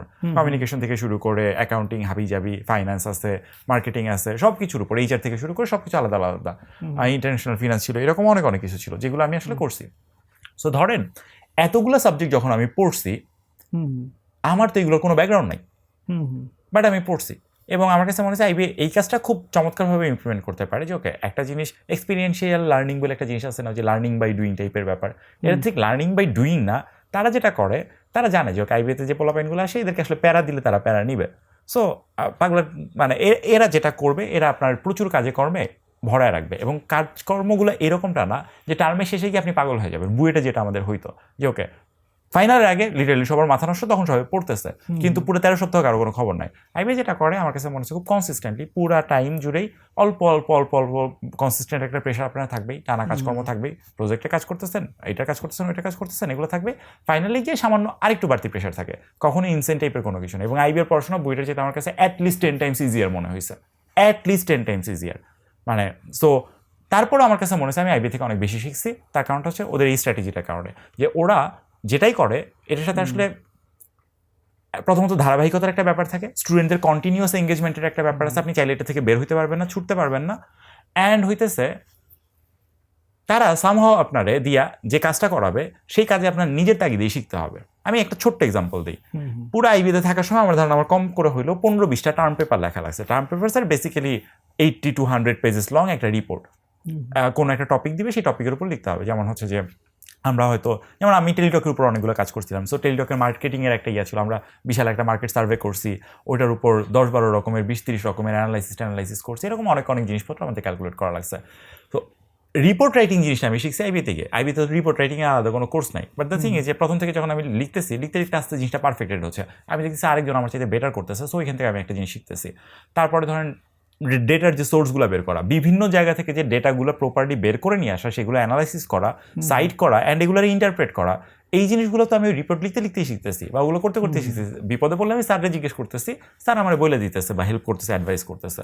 সো এই যে এঙ্গেজমেন্টের জায়গা, স্যার জানে যে ওকে আমি এটা পারবো, হ্যাঁ ঠিক আছে, বাট আমার হয়তো কিছু গ্যাপ আছে, গ্যাপের জায়গাটা তুমি আমার এইড করতেছে। এটা হচ্ছে আমার একটা ইনসেইন লেভেলের হেল্প করছে। এবং তারপরে আমার কাছে যেটা মনে হয় যে ফিল্ড রেডির যে ব্যাপারটা, এখন আপনার যদি আপনি যদি বলেন যে ওকে কামরুল আসলে অমুক ইন্ডাস্ট্রি সম্পর্কে আমারে তুমি 1 ঘন্টার মধ্যে একটা মোটামুটি ব্রিফ সামারি বানায় দাও, আমি আসলে বানায় দিতে পারবো, কারণ I have done that so many Times. আমার মোটামুটি ওই জিনিসটা হয়ে গেছে। সো এই যে অ্যাডাপ্টেবিলিটির জায়গাটা, এখনকার জবগুলোতে কিন্তু এই ডিমান্ডটা অনেক বেশি। কাস্টমাইজ নিড, আমি আপনারা বলছি জব রেসপন্সিবিলিটি আপনার এইটা, বাট এমনটা হইতেই পারে যে আমি আপনার একটু পরে বললাম না আমার আসলে এইভাবে এই কাজটা লাগবে, এই জিনিসটা এইভাবে চেঞ্জ করতে হবে। সো নতুন একটা ডোমেনে গেলে আপনি যে হারায় যাবেন এটা যাতে না হয়, আপনি যাতে জাস্ট নিজেকে ওইভাবে প্রিপেয়ার করে রাখতে পারেন, নিজেকে ইভলভ করার ওই মেন্টাল প্রিপারেশনটা যাতে থাকে। ওকে এটা বলছে সমস্যা নেই, আমি একটু জাস্ট সময় দিব অ্যান্ড আমি ইভেনচুয়ালি আই উইল গেট দেয়ার। আমার কাছে মনে হয় যে এই অ্যাডাপ্টেবিলিটির জায়গাটা খুব বেশি দরকার এখনকার সোসাইটির জন্য, কারণ এখন সোসাইটি অনেক বেশি ইভলভ করতেছে এবং এটার জন্য এটা ম্যান্ডেটরি। আইবিএ সেইভাবে প্রিপেয়ার করে। আচ্ছা, কিন্তু তুমি যদি এই ইঞ্জিনিয়ারিং ইউনিভার্সিটি বা মেডিকেল, এরা তো মূলত টেকনিক্যাল স্কুল। হ্যাঁ, আইবিএ আসলে কি? আইবিএ তো কি কোনো টেকনিক্যাল স্কিল, ফলে তুমি এই টেকনিক্যাল স্কুলগুলোর যে লার্নিং, হ্যাঁ তোমাকে কি বলে একটা ইঞ্জিনিয়ারিং স্কুল তোমাকে কোনো পার্টিকুলার একটা ইঞ্জিনিয়ারিং শেখাবে, মেকানিক্যাল ইঞ্জিনিয়ারিং বা আইবিএ আসলে তোমার কি স্পেশালাইজড কোনো কিছু শেখায় তোমাকে, যেগুলো শেখাচ্ছে বিভিন্ন? হ্যাঁ শিখেছে, যেমন আমার ফিনান্স মেজর ছিল, সো ফিনান্সের ব্যাপারে আমার মোটামুটি ভালো একটা আইডিয়া আছে আর কি। হ্যাঁ, কিন্তু ধরো যে হচ্ছে ফিনান্সে গ্র্যাজুয়েশন করছে, ওর নলেজ আর তোমার নলেজ কি একই হবে? না, কখনোই না। হ্যাঁ, তাহলে বাট ওকে, মানে তাহলে আমার যেটা প্রশ্ন যে এই ধরনের টেকনিক্যাল স্কুলগুলোর সাথে এই ধরনের স্পেশালাইজড স্কুল যেগুলো হচ্ছে মূলত তোমার কমিউনিকেশন স্কিলগুলো ডেভেলপ করে, এদের মধ্যে আসলে কম্প্যারিজনটা কি আসলে সৎ কম্প্যারিজন কিনা? ওকে, সো এই জায়গাতে অ্যাকচুয়ালি মানে আমি আসলে দুইটা জিনিস বলতে চাই। দ্য থিং ইজ, আপনি মনে করতেছেন যে আমি একটা পার্সনকে টেকনিক্যাল এডুকেশন দিব, তার মানে আসলে আমি তার জাস্ট ওই জিনিসই দেখাবো, এই আইডিয়াটাতে একটা গলদ আছে। না, ওইটা কিন্তু আমি বলি নাই, সরি, আমি আসলে মিসকোট করছি। তো দ্য থিং ইজ যে এইরকমটা যদি কেউ করে থাকে, আপনি বলতেছেন না, বাট এরকমটা যদি কেউ করে থাকে, that's a definitely wrong approach. কারণটা হইতেছে, আবারও আমি বলতেছি যে ইন্ডাস্ট্রির জন্য যখন আমার প্রিপারেশনের ব্যাপারটা চলে আসবে, আমি তারা যা খুশি তাই করাই, একটা স্পেসিফিক ডোমেইনে তারা আমি একদম জ্ঞানের জাহাজ বানাই দিলাম, দ্যাট ইজ ফাইন। বাট তারপর আমার মাথায় রাখতে হবে, ওকে এই পার্সনটা এখন গ্র্যাজুয়েট করতেছে, সো তারপর সে কই যাবে অ্যান্ড ওইটার জন্য সে এখন প্রিপেয়ার্ড কিনা। সো আপনার মনে হইতেছে যে টেকনিক্যাল এডুকেশন এরকমটা হয়তো মানে কম্পেয়ার করা যাবে কিনা, এরকম একটা ব্যাপার নিয়ে আমরা কথা বলতেছিলাম। কিন্তু আমি যদি বাইরের দিকে তাকাই, আমি অ্যাকচুয়ালি ধরেন আমি যে স্কুলটাতে যাইতেছি, জর্জিয়া স্টেট ইউনিভার্সিটি, আমি এখন পর্যন্ত এই ইউনিভার্সিটিতে একটা পয়সাও দিই নেই। আমার সামনে হচ্ছে হয়তো পেমেন্টের জায়গাগুলো আসবে। এর মধ্যে তারা আমার দিয়ে 7টা কোর্স করাইছে। এই 7টা কোর্সে লিটারেলি ধরেন আমার সিভি রাইটিং থেকে শুরু করে 1 মিনিট পিস, 30 সেকেন্ডের এই সব হাবিজাবি এই ধরনের জিনিসপত্র থেকে শুরু করে কোন কোন জায়গাতে কোন কোন নেটওয়ার্কে আমার কানেক্টেড হওয়া উচিত, কোন কোন বুট ক্যাম্পে আমার অ্যাটেন্ড করা উচিত, আই থিঙ্ক আমি মোটামুটি প্রায় 12 থেকে 14 ঘন্টার জিনিসপত্র করে ফেলছি, যেগুলোর সাথে ডিরেক্টলি এখন পর্যন্ত আমার কোনো স্ট্রং টেকনিক্যাল স্কিল না, এটা জাস্ট পেরিফেরাল ইস্যু। আমার যদি একটা টেকনিক্যাল স্কিল থাকে, how can I use that or leverage that? আমার কোন কোন নেটওয়ার্কে যাওয়া উচিত, কাদের সাথে কথা বলা উচিত, কোন একটা বিপদে পড়লে আমি কার কাছে হেল্প চাইবো, অ্যান্ড এভরিথিং। অ্যান্ড টেকনিক্যাল এডুকেশনটা ডেফিনেটলি তারা প্রোভাইড করবে, এটা হচ্ছে সামনে। এখন দেখেন, আমি যে স্কুলটাতে যাইতেছি এটা তো ধরেন যে একটা টেকনিক্যাল স্কুলই। আমি পড়তে যাইতেছি ইনফরমেশন সিস্টেম, যেটার মেইন ফোকাস হইতেছে ডিজিটাল ইনোভেশন, সাইবার সিকিউরিটি আর হচ্ছে বিগ ডেটা অ্যানালাইটিক্স। এইখানে এরা যদি আমারে এত এত জিনিসপত্র পড়াইতে পারে, কেমনে লিঙ্কডইন ইউজ করতে হয়, কেমনে মাইক্রোসফট এক্সেল চালাইতে হয়, কাদের কাদের সাথে কথাবার্তা বলতে হয়, কফি চ্যাট কী জিনিস, 30 সেকেন্ড এলিভেটর পিচ কী জিনিস, এগুলো যদি তারা করতে পারে এত কোর টেকনিক্যাল জিনিসের মধ্যে, তাহলে মানে হোয়াটস আওয়ার এক্সকিউজ? আমরা কেন এটার সামান্য একটা অংশ অ্যাডপ্ট করতে পারবো না? অবশ্যই পারা উচিত আমার। এটাই। আচ্ছা, তো তার মানে যেটা বলতেছো যে আমাদের টেকনিক্যাল স্কুলগুলো ফেইলার। ওয়েল হ্যাঁ, মানে এখন ধরেন যে আমি যদি মানে স্ট্যান্ডার্ড ধরি কাকে, সেটা আসলে একটা বড় সড়ো ম্যাটার। সো আমি যদি গ্লোবাল স্ট্যান্ডার্ড চিন্তা করি, আই থিঙ্ক হ্যাঁ, ইটস এ ফেইলার। এই জন্যই কি আমাদের কোনো ভার্সিটি যে যখন গ্লোবাল র্যাঙ্কিং করে, মানে প্রথম দিকের নামগন্ধ না থাকার মূল কারণ তো ফেইলারই নাকি? ওয়েল না, র্যাঙ্কিং এর পেছনে দুইটা ব্যাপার আছে। প্রথম মানে ভাই, র্যাঙ্কিং ডেফিনেটলি একটা ইম্পর্টেন্ট জিনিস, বাট র্যাঙ্কিং নিয়ে একটা মিথ এক্সিস্ট করে যে র্যাঙ্কিং আসলে অনেক কিছু, বাট ব্যাপারটা এরকমটা না। ঠিক আছে, সেটা র্যাঙ্কিং ভ্যারি করতে পারে, বাট হ্যাঁ, র্যাঙ্কিং একই সাথে ইম্পর্টেন্ট এই কারণে যে একটু আগে বলতেছিলাম, নেটওয়ার্কিং অ্যান্ড এভরিথিং এর মতো ভার্সিটির জন্য র্যাঙ্কিং গুরুত্বপূর্ণ একটা জিনিস। সো বাংলাদেশের ভার্সিটিগুলো র্যাঙ্কিংয়ে আসে না, তার মূলত কারণটা হচ্ছে একটা হচ্ছে যে টিচার টু স্টুডেন্ট রেশিও একটা ব্যাপার আছে, আমাদের রিসার্চ ওয়ার্ক নাই, পাবলিশ রিসার্চ ওয়ার্কের ব্যাপার স্যাপার আছে, আমার কতগুলো অর্গানাইজেশনের সাথে অ্যাফিলিয়েশন আছে, এইগুলো ম্যাটার করে, আমার অ্যালামনাইরা কোথায় কোথায় আছে, কত বেশি ভার্সিটাইল ইন্ডাস্ট্রিতে আছে, এরকম অনেক অনেক অনেক প্যারামিটারও হয়তো মেজার করে। সো ওই দিক থেকে আমরা অনেক পিছিয়ে, দ্যাট ইজ ট্রু। অ্যান্ড পুরাটা আমাদের দোষ এটা বলবো না, বাট হ্যাঁ, সিগনিফিকেন্ট একটা অংশে ডেফিনেটলি আমাদের দোষ আছে। আচ্ছা, তুমি তো ফাইনম্যানের লেকচার সিরিজ অনুবাদ করার ব্যাপারে খুব ফ্যাসিনেটেড অনেক ছিলাম। আচ্ছা, মানে দ্য থিং ইজ যে ফাইনম্যানের যে 3টা বিশাল নোট আছে আর কি। সো আমি চিন্তা করছিলাম ফাইনম্যান লেকচার ওইটা শুরু করবো, তারপর আমি একটা মনে হয় 10 পৃষ্ঠা লিখছিলাম, তারপর হয় নাই। তবে আমি ফাইনম্যানের কয়েকটা ছোট ছোট জিনিসপত্র অনুবাদ করছিলাম, যেমন that's plenty room at the bottom, এটা আমার খুবই পছন্দের একটা ছিল, এটা আমি কিছুটা করছিলাম। ওর আরেকটা ছিল হইতেছে the pleasure of finding things, অসাধারণ একটা টক, এটা আমি করছিলাম। ছোট ছোট নোট এগুলা, বাট বই ধরার হয়নি। আচ্ছা, এই প্রশ্নটা করার কারণ হচ্ছে যে এই যে ধরো এই ফাইনম্যান ধরনের যে ক্যারেক্টারগুলো, সো আমাদের দেশের এডুকেশন সিস্টেমে কি এই ধরনের ক্যারেক্টার প্রডিউস করা সম্ভব নাকি?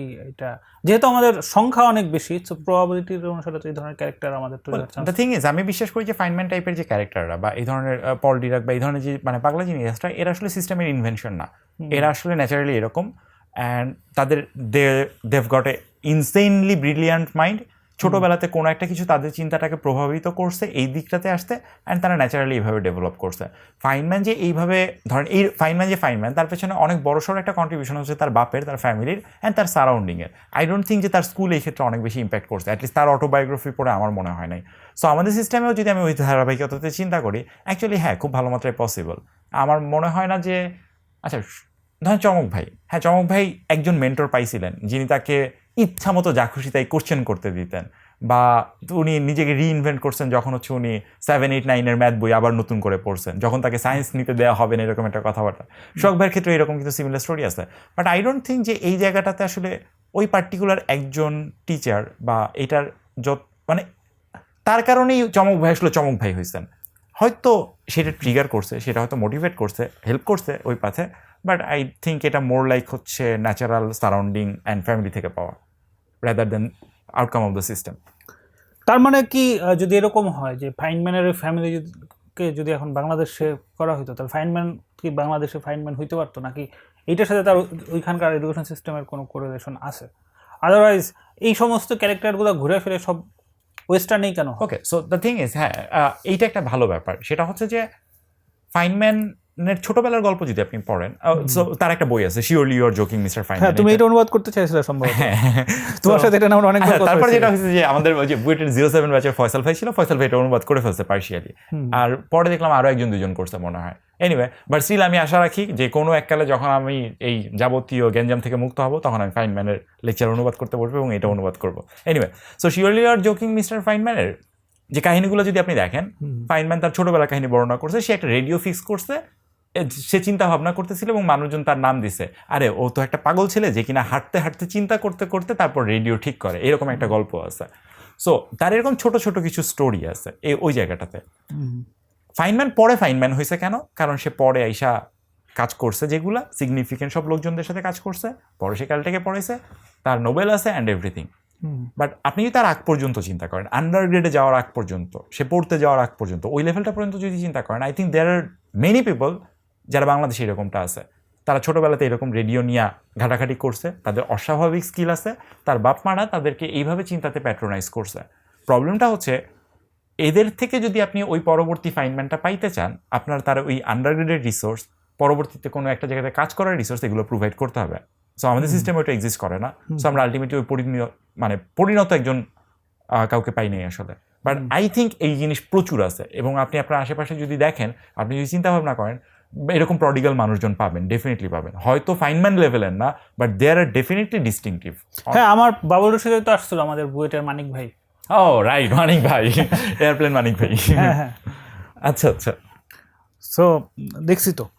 এনিওয়ে, তো যে কথাটা বলতেছিলাম, সো এটা কি তাহলে এই যে এই ধরনের ক্যারেক্টার তাহলে আমাদের এখানে যে হবে না, এটার বড় কারণ কি? আমাদের পরবর্তী সিস্টেমের উপরের যে অংশটা, ওই অংশটার ফেইলিয়ার। আমরা আসলে এই জিনিসগুলোকে অ্যাডপ্ট করা, রেকগনাইজ করা। মানিক ভাই আজকে না হয় নাসাতে যেতেছে, মানিক ভাই এতদিন তো তার স্ট্রাগল করা লাগছে। আপনি ডেফিনেটলি তার হলের লাইফ থেকে শুরু করে এতদিন পর্যন্ত ওনার প্লেন বানানো নিয়ে স্ট্রাগল শুনছেন, বা উনি সো দেখেন না, আমরা তো আসলে রেকগনাইজ করতে পারি না, বা আমরা আসলে নার্চার করতে পারি না। আচ্ছা, তোমার কেসটাই যদি ধরি, তুমি গ্র্যাজুয়েশন করছো তো অনেক দিন আগে, তোমাদের ব্যাচ। আমাদের ব্যাচ গ্র্যাজুয়েশন করছে আই থিঙ্ক 2014 লাস্টে, আমি আরো পরে। তারপরেও তো প্রায় 5-6 বছর হয়েছে। হ্যাঁ, 7 বছরের মতো হয়ে গেছে। 7 বছর। তো তুমি বাইরে যাচ্ছ হচ্ছে এতদিন পরে। হ্যাঁ। তো এই যে তোমার এতদিন পরে বাইরে চলে যাওয়া লাগতেছে, হ্যাঁ, এইটাকে কি মানে সিস্টেমের ফেলিয়ার বলবো, নাকি হচ্ছে যে তুমিও হচ্ছে উন্নত জীবনের আশায় তোমার যে শুরুতে যে প্রসঙ্গটা ইমিগ্রেশন, সেই জায়গা থেকে দেখবো? সরাসরি বলা উচিত? ওকে, বলি। দ্য থিং ইজ যে আমার কাছে জীবনে কখনো মনে হয় না যে আমি বাংলাদেশ ছেড়ে যেতে চাই, কারণ আমি কাজ করতে চাইছি, অ্যান্ড আমার আশেপাশের মানুষজন তারা আমার অনেক অনেক স্বপ্ন দেখা শিখাইছে।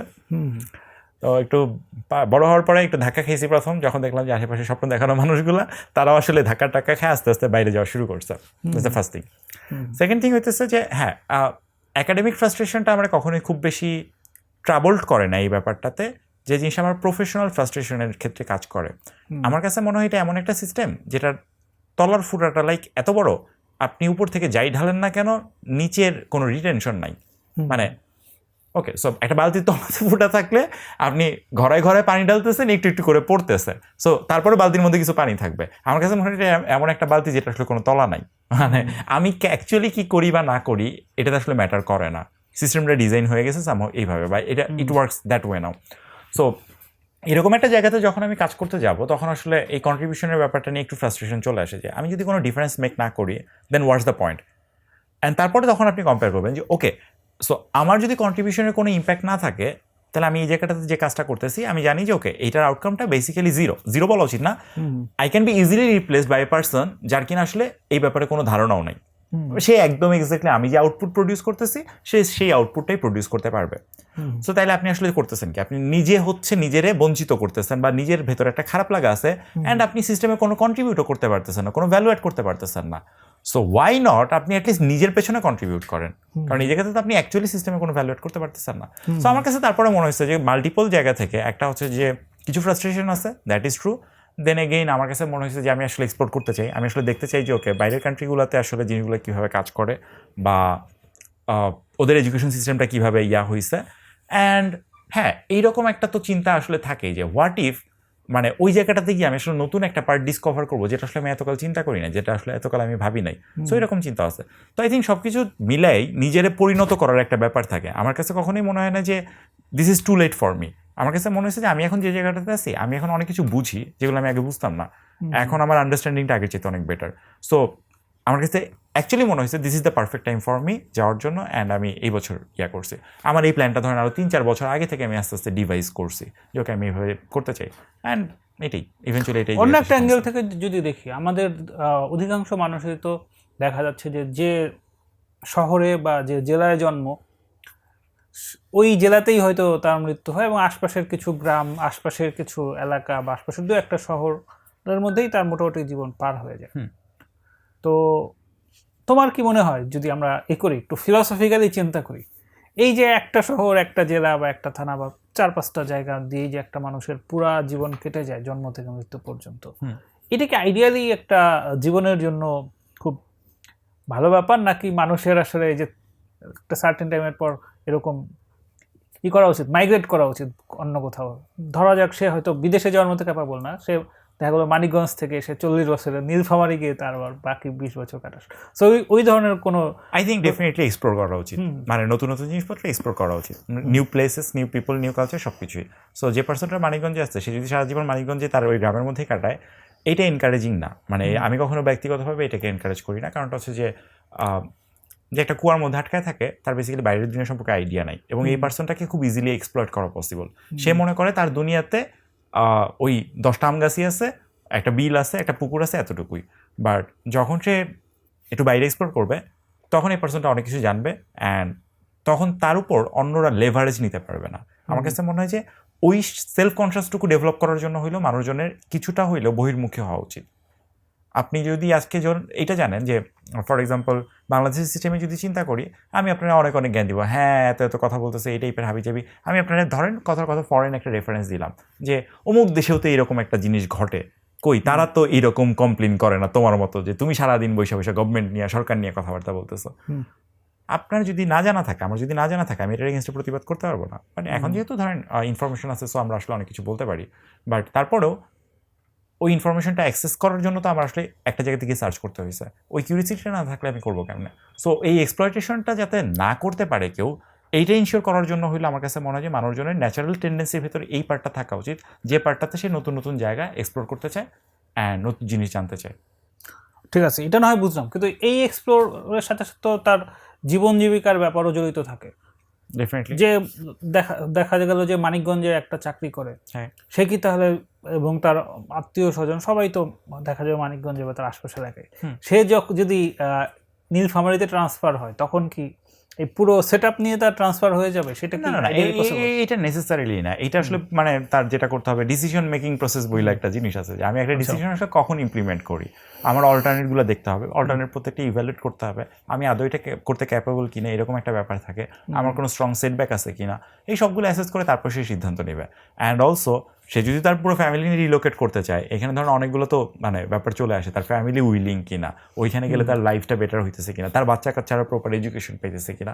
সো আমি মনে করি যে এই পার্টটা আসলে খুব মানে জটিল না, এটা হচ্ছে জাস্ট একটা স্ট্যান্ডার্ড ডিসিশন মেকিং প্রসেসে আমরা যে অ্যালগোরিদমটা ফলো করি, ওই অ্যালগোরিদমটা ফলো করলেই এরা। ওকে, তোমার সাথে আলোচনা অলমোস্ট শেষ। মানে আমি তোমার কাছে লাস্ট যেটা জানতে চাই, যে তুমি যে এডুকেশন সিস্টেম মানে চিন্তা করো, তোমার কাছে নিজেও তো আসলে পুরোপুরি মডেলটা ক্লিয়ার না। তুমি কিছু কি বলে কিছু কম্পোনেন্ট, কিছু কম্পোনেন্ট করে রাখো। সো এমন কোন এডুকেশন সিস্টেম কি ডিজাইন করা সম্ভব যেটা মানুষের পাওয়ার হাংরিনেস বা ধরো লোভ বা পরশ্রীকাতরতা, এই ধরনের কোয়ালিটিগুলোকে দমায় রাখতে পারে, এমন কোনো সিস্টেম কি আসলে তৈরি করা সম্ভব? ওয়েল আই থিঙ্ক না, পসিবল না। একটু নোট যোগ করি। দ্য থিং ইজ যে আপনি যে ব্যাপারগুলো যোগ করতেছেন, ধরেন পরশ্রীকাতরতা, লোভ, সায়েন্টিফিক্যালি স্পিকিং এটা বেসিক্যালি ধরেন আপনার বডিতে কিছু কেমিক্যাল রিয়াকশন, যেটা আপনারা এই টাইপের চিন্তা ভাবনা করতেছেন। ফর এক্সাম্পল আমি মাঝখানে একটু ঘাটাঘাটি করতেছিলাম, সো ধরেন আমরা এটাই একটা কমন যে ডোপামিন অ্যাকচুয়ালি আমাদের হ্যাপিনেসের পেছনে একটা বড়সড় কন্ট্রিবিউশন রাখে। অনেকে ওই যে ডোপামিন রাশ বলে দেখবেন যে একটা পপুলার ফ্রেজ আছে, ডোপামিন ডিটক্স বলে একটা পপুলার ফ্রেজ আছে, এই ধরনের জিনিসপত্র আসছে। সো এক একটা ডোপামিন আপনার এক একটা ক্যারেক্টারিস্টিক্সে কন্ট্রিবিউট করে। আপনি যদি অনেক বেশি এক্সট্রিম জিনিসপত্রের দিকে আগ্রহী হন, খেলাধুলা হাবিজাবি প্রচুর দৌড়াদৌড়ি করতেছেন, এটাতে আপনার একটা ডোপামিন রাশ রিলিজ হতে পারে। আপনার ইমোশনের পেছনে হরমোন কাজ করে, আপনার ইমোশনের পেছনে আরেকটা হরমোন কাজ করে। সো বেসিক্যালি অনেক রকমের হরমোন আছে যেগুলো হইতেছে আপনার এই জায়গাগুলোতে কন্ট্রিবিউট করতেছে। অ্যান্ড আপনি যদি ফান্ডামেন্টালি চিন্তা করেন, আপনার যে কোনো আচরণ, যে কোনো এক্সপ্রেশন, এগুলাকে যদি আমি কিছু কমন ক্যাটাগরিতে ফেলি, যেটা কোন বিহেভিয়ার ট্রেটের মধ্যে পড়ে, কোন প্রপার্টির আন্ডারে পড়ে, আপনি এর পেছনে কন্ট্রিবিউটিং হরমোনগুলোকে একত্র করতে পারবেন। এখন প্রবলেমটা হইতেছে এই জায়গাটাতে, আপনি যখন মনে করবেন যে আচ্ছা লোভ জিনিসটা আমি মানুষজনের মধ্যে থেকে ফালাই দিব, তার লোভের পেছনে ইনটিউশনটা যখন আপনি ঘাটাঘাটি করতে যাবেন, দেখবেন তার লোভের পেছনে আসলে হয়তো একটা ব্যাপার আছে, সেটা হচ্ছে অ্যাম্বিশনের একটা ব্যাপার আছে। সে নিজে হয়তো ক্যাপাবল না ওইটা ইমপ্লিমেন্ট করতে, বাট তার ভেতরে অ্যাম্বিশন আছে। অ্যান্ড যখন সে ক্যাপেবল হইতেছে না, তখন সে জেলাস ফিল করতেছে। জেলাসি আরেকটা ইমোশন। সো আপনি যখন ফান্ডামেন্টাল ইনগ্রেডিয়েন্টগুলো চিন্তা করবেন, তখন দেখবেন এটা ইনফিনিটলি কমপ্লেক্স হয়ে যেতেছে। আপনি লোকটারে সরাইতে গেলে হয়তো ওই দিকে দেখা যাবে আপনি আজীবন এই লোকটারে ভেড়ার মতো বানায় ফেলছেন, তার জীবনে অ্যাম্বিশন বলে কোনো জিনিসই নাই, সে কোনো কিছুর জন্য কোনো এফোর্টই দিবে না। সো ফান্ডামেন্টালি এই ক্যারেক্টারিস্টিক ট্রেটগুলা আমার ধারণা কখনোই দূর করা যাবে না। আমরা যেটা করতে পারি, যে কোনো সিস্টেমের মধ্যেই মানে আমরা হয়তো এরকম একটা ডিজাইন, মানে এটা হয়তো করা পসিবল, জিনিসটা কিউরেটেড করা, মানে অনেক বেশি রিফাইন্ড করা, সো দ্যাট মানুষজন অনেক বেশি অ্যাকনোলেজ থাকে তার বেশি অ্যাকশনের সম্পর্কে। অ্যান্ড মানুষজন যখন জানবে যে সে যে কাজটা করতেছে এর পেছনের চিন্তাগুলো কী, তখন না তার পক্ষে ইনফর্ম ডিসিশন নেওয়াটা সোজা। তখন আমি বুঝবো যে আচ্ছা আমি যেটা করতেছি এটা আউট অফ জেলাসি করতেছি নাকি আউট অফ প্যাশন করতেছি। এই ডিস্টিংশনটা যখন সে করতে পারবে, আমার ধারণা মানুষজন তখন বেটার ডিসিশন মেকার হয়, এবং তখন এই জিনিসগুলোর অ্যাবসেন্সটা আস্তে আস্তে তৈরি হবে। আমরা যেটাকে স্ট্রেট ফরওয়ার্ড হয়তো জেলাসি বলতেছি, সেটা একটু কমবে, পরশ্রীকাতরতা একটু কমবে, লোভ একটু কমবে। সো হ্যাঁ, আমার প্রবাবলি একটা সিস্টেম কিছুটা ডিজাইন করা পসিবল যেটা কিউরেটেড করবে, but scientifically it's not possible at all, কারণ আমি মনে করি না যে এগুলো আসলে একটা সিঙ্গেল কম্পাউন্ডের প্রোডাক্ট। আচ্ছা, সো ঠিক আছে কামরুল, ওকে হিমালয় ভাই, তোমার সাথে আমেরিকা যাওয়ার আগে হয়তো আর দেখা হবে না, বাট তোমার সাথে তো হোয়াটসঅ্যাপে বানানোভাবে কানেক্টেড থাকা হবেই। হোপফুলি আর ইন্ডিয়া যাওয়ার সময় তোমার কাছ থেকে নিশ্চয়ই আরও কিছু ইনসাইট পাওয়া যাবে। হ্যাঁ, তো তুমি চা শেষ করো, আমি শেষ করি। ওকে ঠিক আছে। সো এডুকেশন সিস্টেম আসলে কেমন হওয়া উচিত, এটা যদি জিজ্ঞেস করা হয় মানুষকে, অনেক ধরনের আইডিয়াস আসবে, অনেক ধরনের প্রপোজিশন আসবে, কিন্তু সেইটা কতটা আসলে ইমপ্লিমেন্টেবল বা সেইটার ইম্প্যাক্ট কতখানি, এই ধরনের আরও বেশি ক্রিটিক্যাল প্রশ্ন করলে তখন দেখা যাবে যে শেষ পর্যন্ত অনেক মনে হয় বা অনেক ইমপ্রেশনই হয়তো ফেক বা বাতিল হয়ে গেছে। তো এই জন্য এই ধরনের কমপ্লিকেটেড বিষয় যেটা আসলে সবার জন্য, সেইটা আসলে ডিজাইন করা এবং সেই ডিজাইনটা করা, মডিফাই করা খুবই চ্যালেঞ্জিং ব্যাপার। এই জন্য যারা পলিসি মেকার আছে তাদেরকে দোষারোপ করাটা সহজ, কিন্তু আমি দোষারোপ করতে চাই না। আবার তাদের যে দায়িত্ববোধের জায়গা থেকে তাদের যে অ্যাক্টিভিটি, সেটাও যে খুব সন্তোষজনক, সেটাও আসলে সবসময় বলার সুযোগ থাকে না। ফলে এটা একটা কমপ্লেক্স গেম, দোষারোপ করা এবং ডিফেন্ড করা, এই কমপ্লেক্স গেমের এন্ড রেজাল্ট থেকে আমরা আলটিমেটলি সেটা হয় সুবিধা ভোগ করি অথবা কিছু ক্ষেত্রে ভিকটিম হই। তো এই নেভার এন্ডিং গেমসের ক্ষেত্রে আমাদের বিভিন্ন সময় যে সমস্ত ভাবনা মাথায় আসে, সেই মনে হওয়াগুলোকেই কিছু ক্ষেত্রে ভেরিফাই করে এলাম, কিছু ক্ষেত্রে অ্যানালাইজ করার চেষ্টা করলাম, এবং শেষ পর্যন্ত জিনিসটা যে দাঁড়াইলো সেটা সম্ভবত আলোচনার আগে যা ছিল সেইখানেই হয়তো আছে। এমন মনে হয় না এমন কোনো নতুন দৃষ্টিভঙ্গি বা নতুন কোনো অবস্থান আমাদের তৈরি হয়েছে যেটা এই আলোচনার প্রেক্ষিতে বদলা যাইতে পারে। বাট যেটা হচ্ছে যে এইখান থেকে আমরা অনেকগুলো প্রশ্ন খোঁজার চেষ্টা করছি, এবং সেখান থেকে হয়তো বেশ কিছু জিনিস নিজের সাথে মেলানোর একটা ব্যাপার ছিল।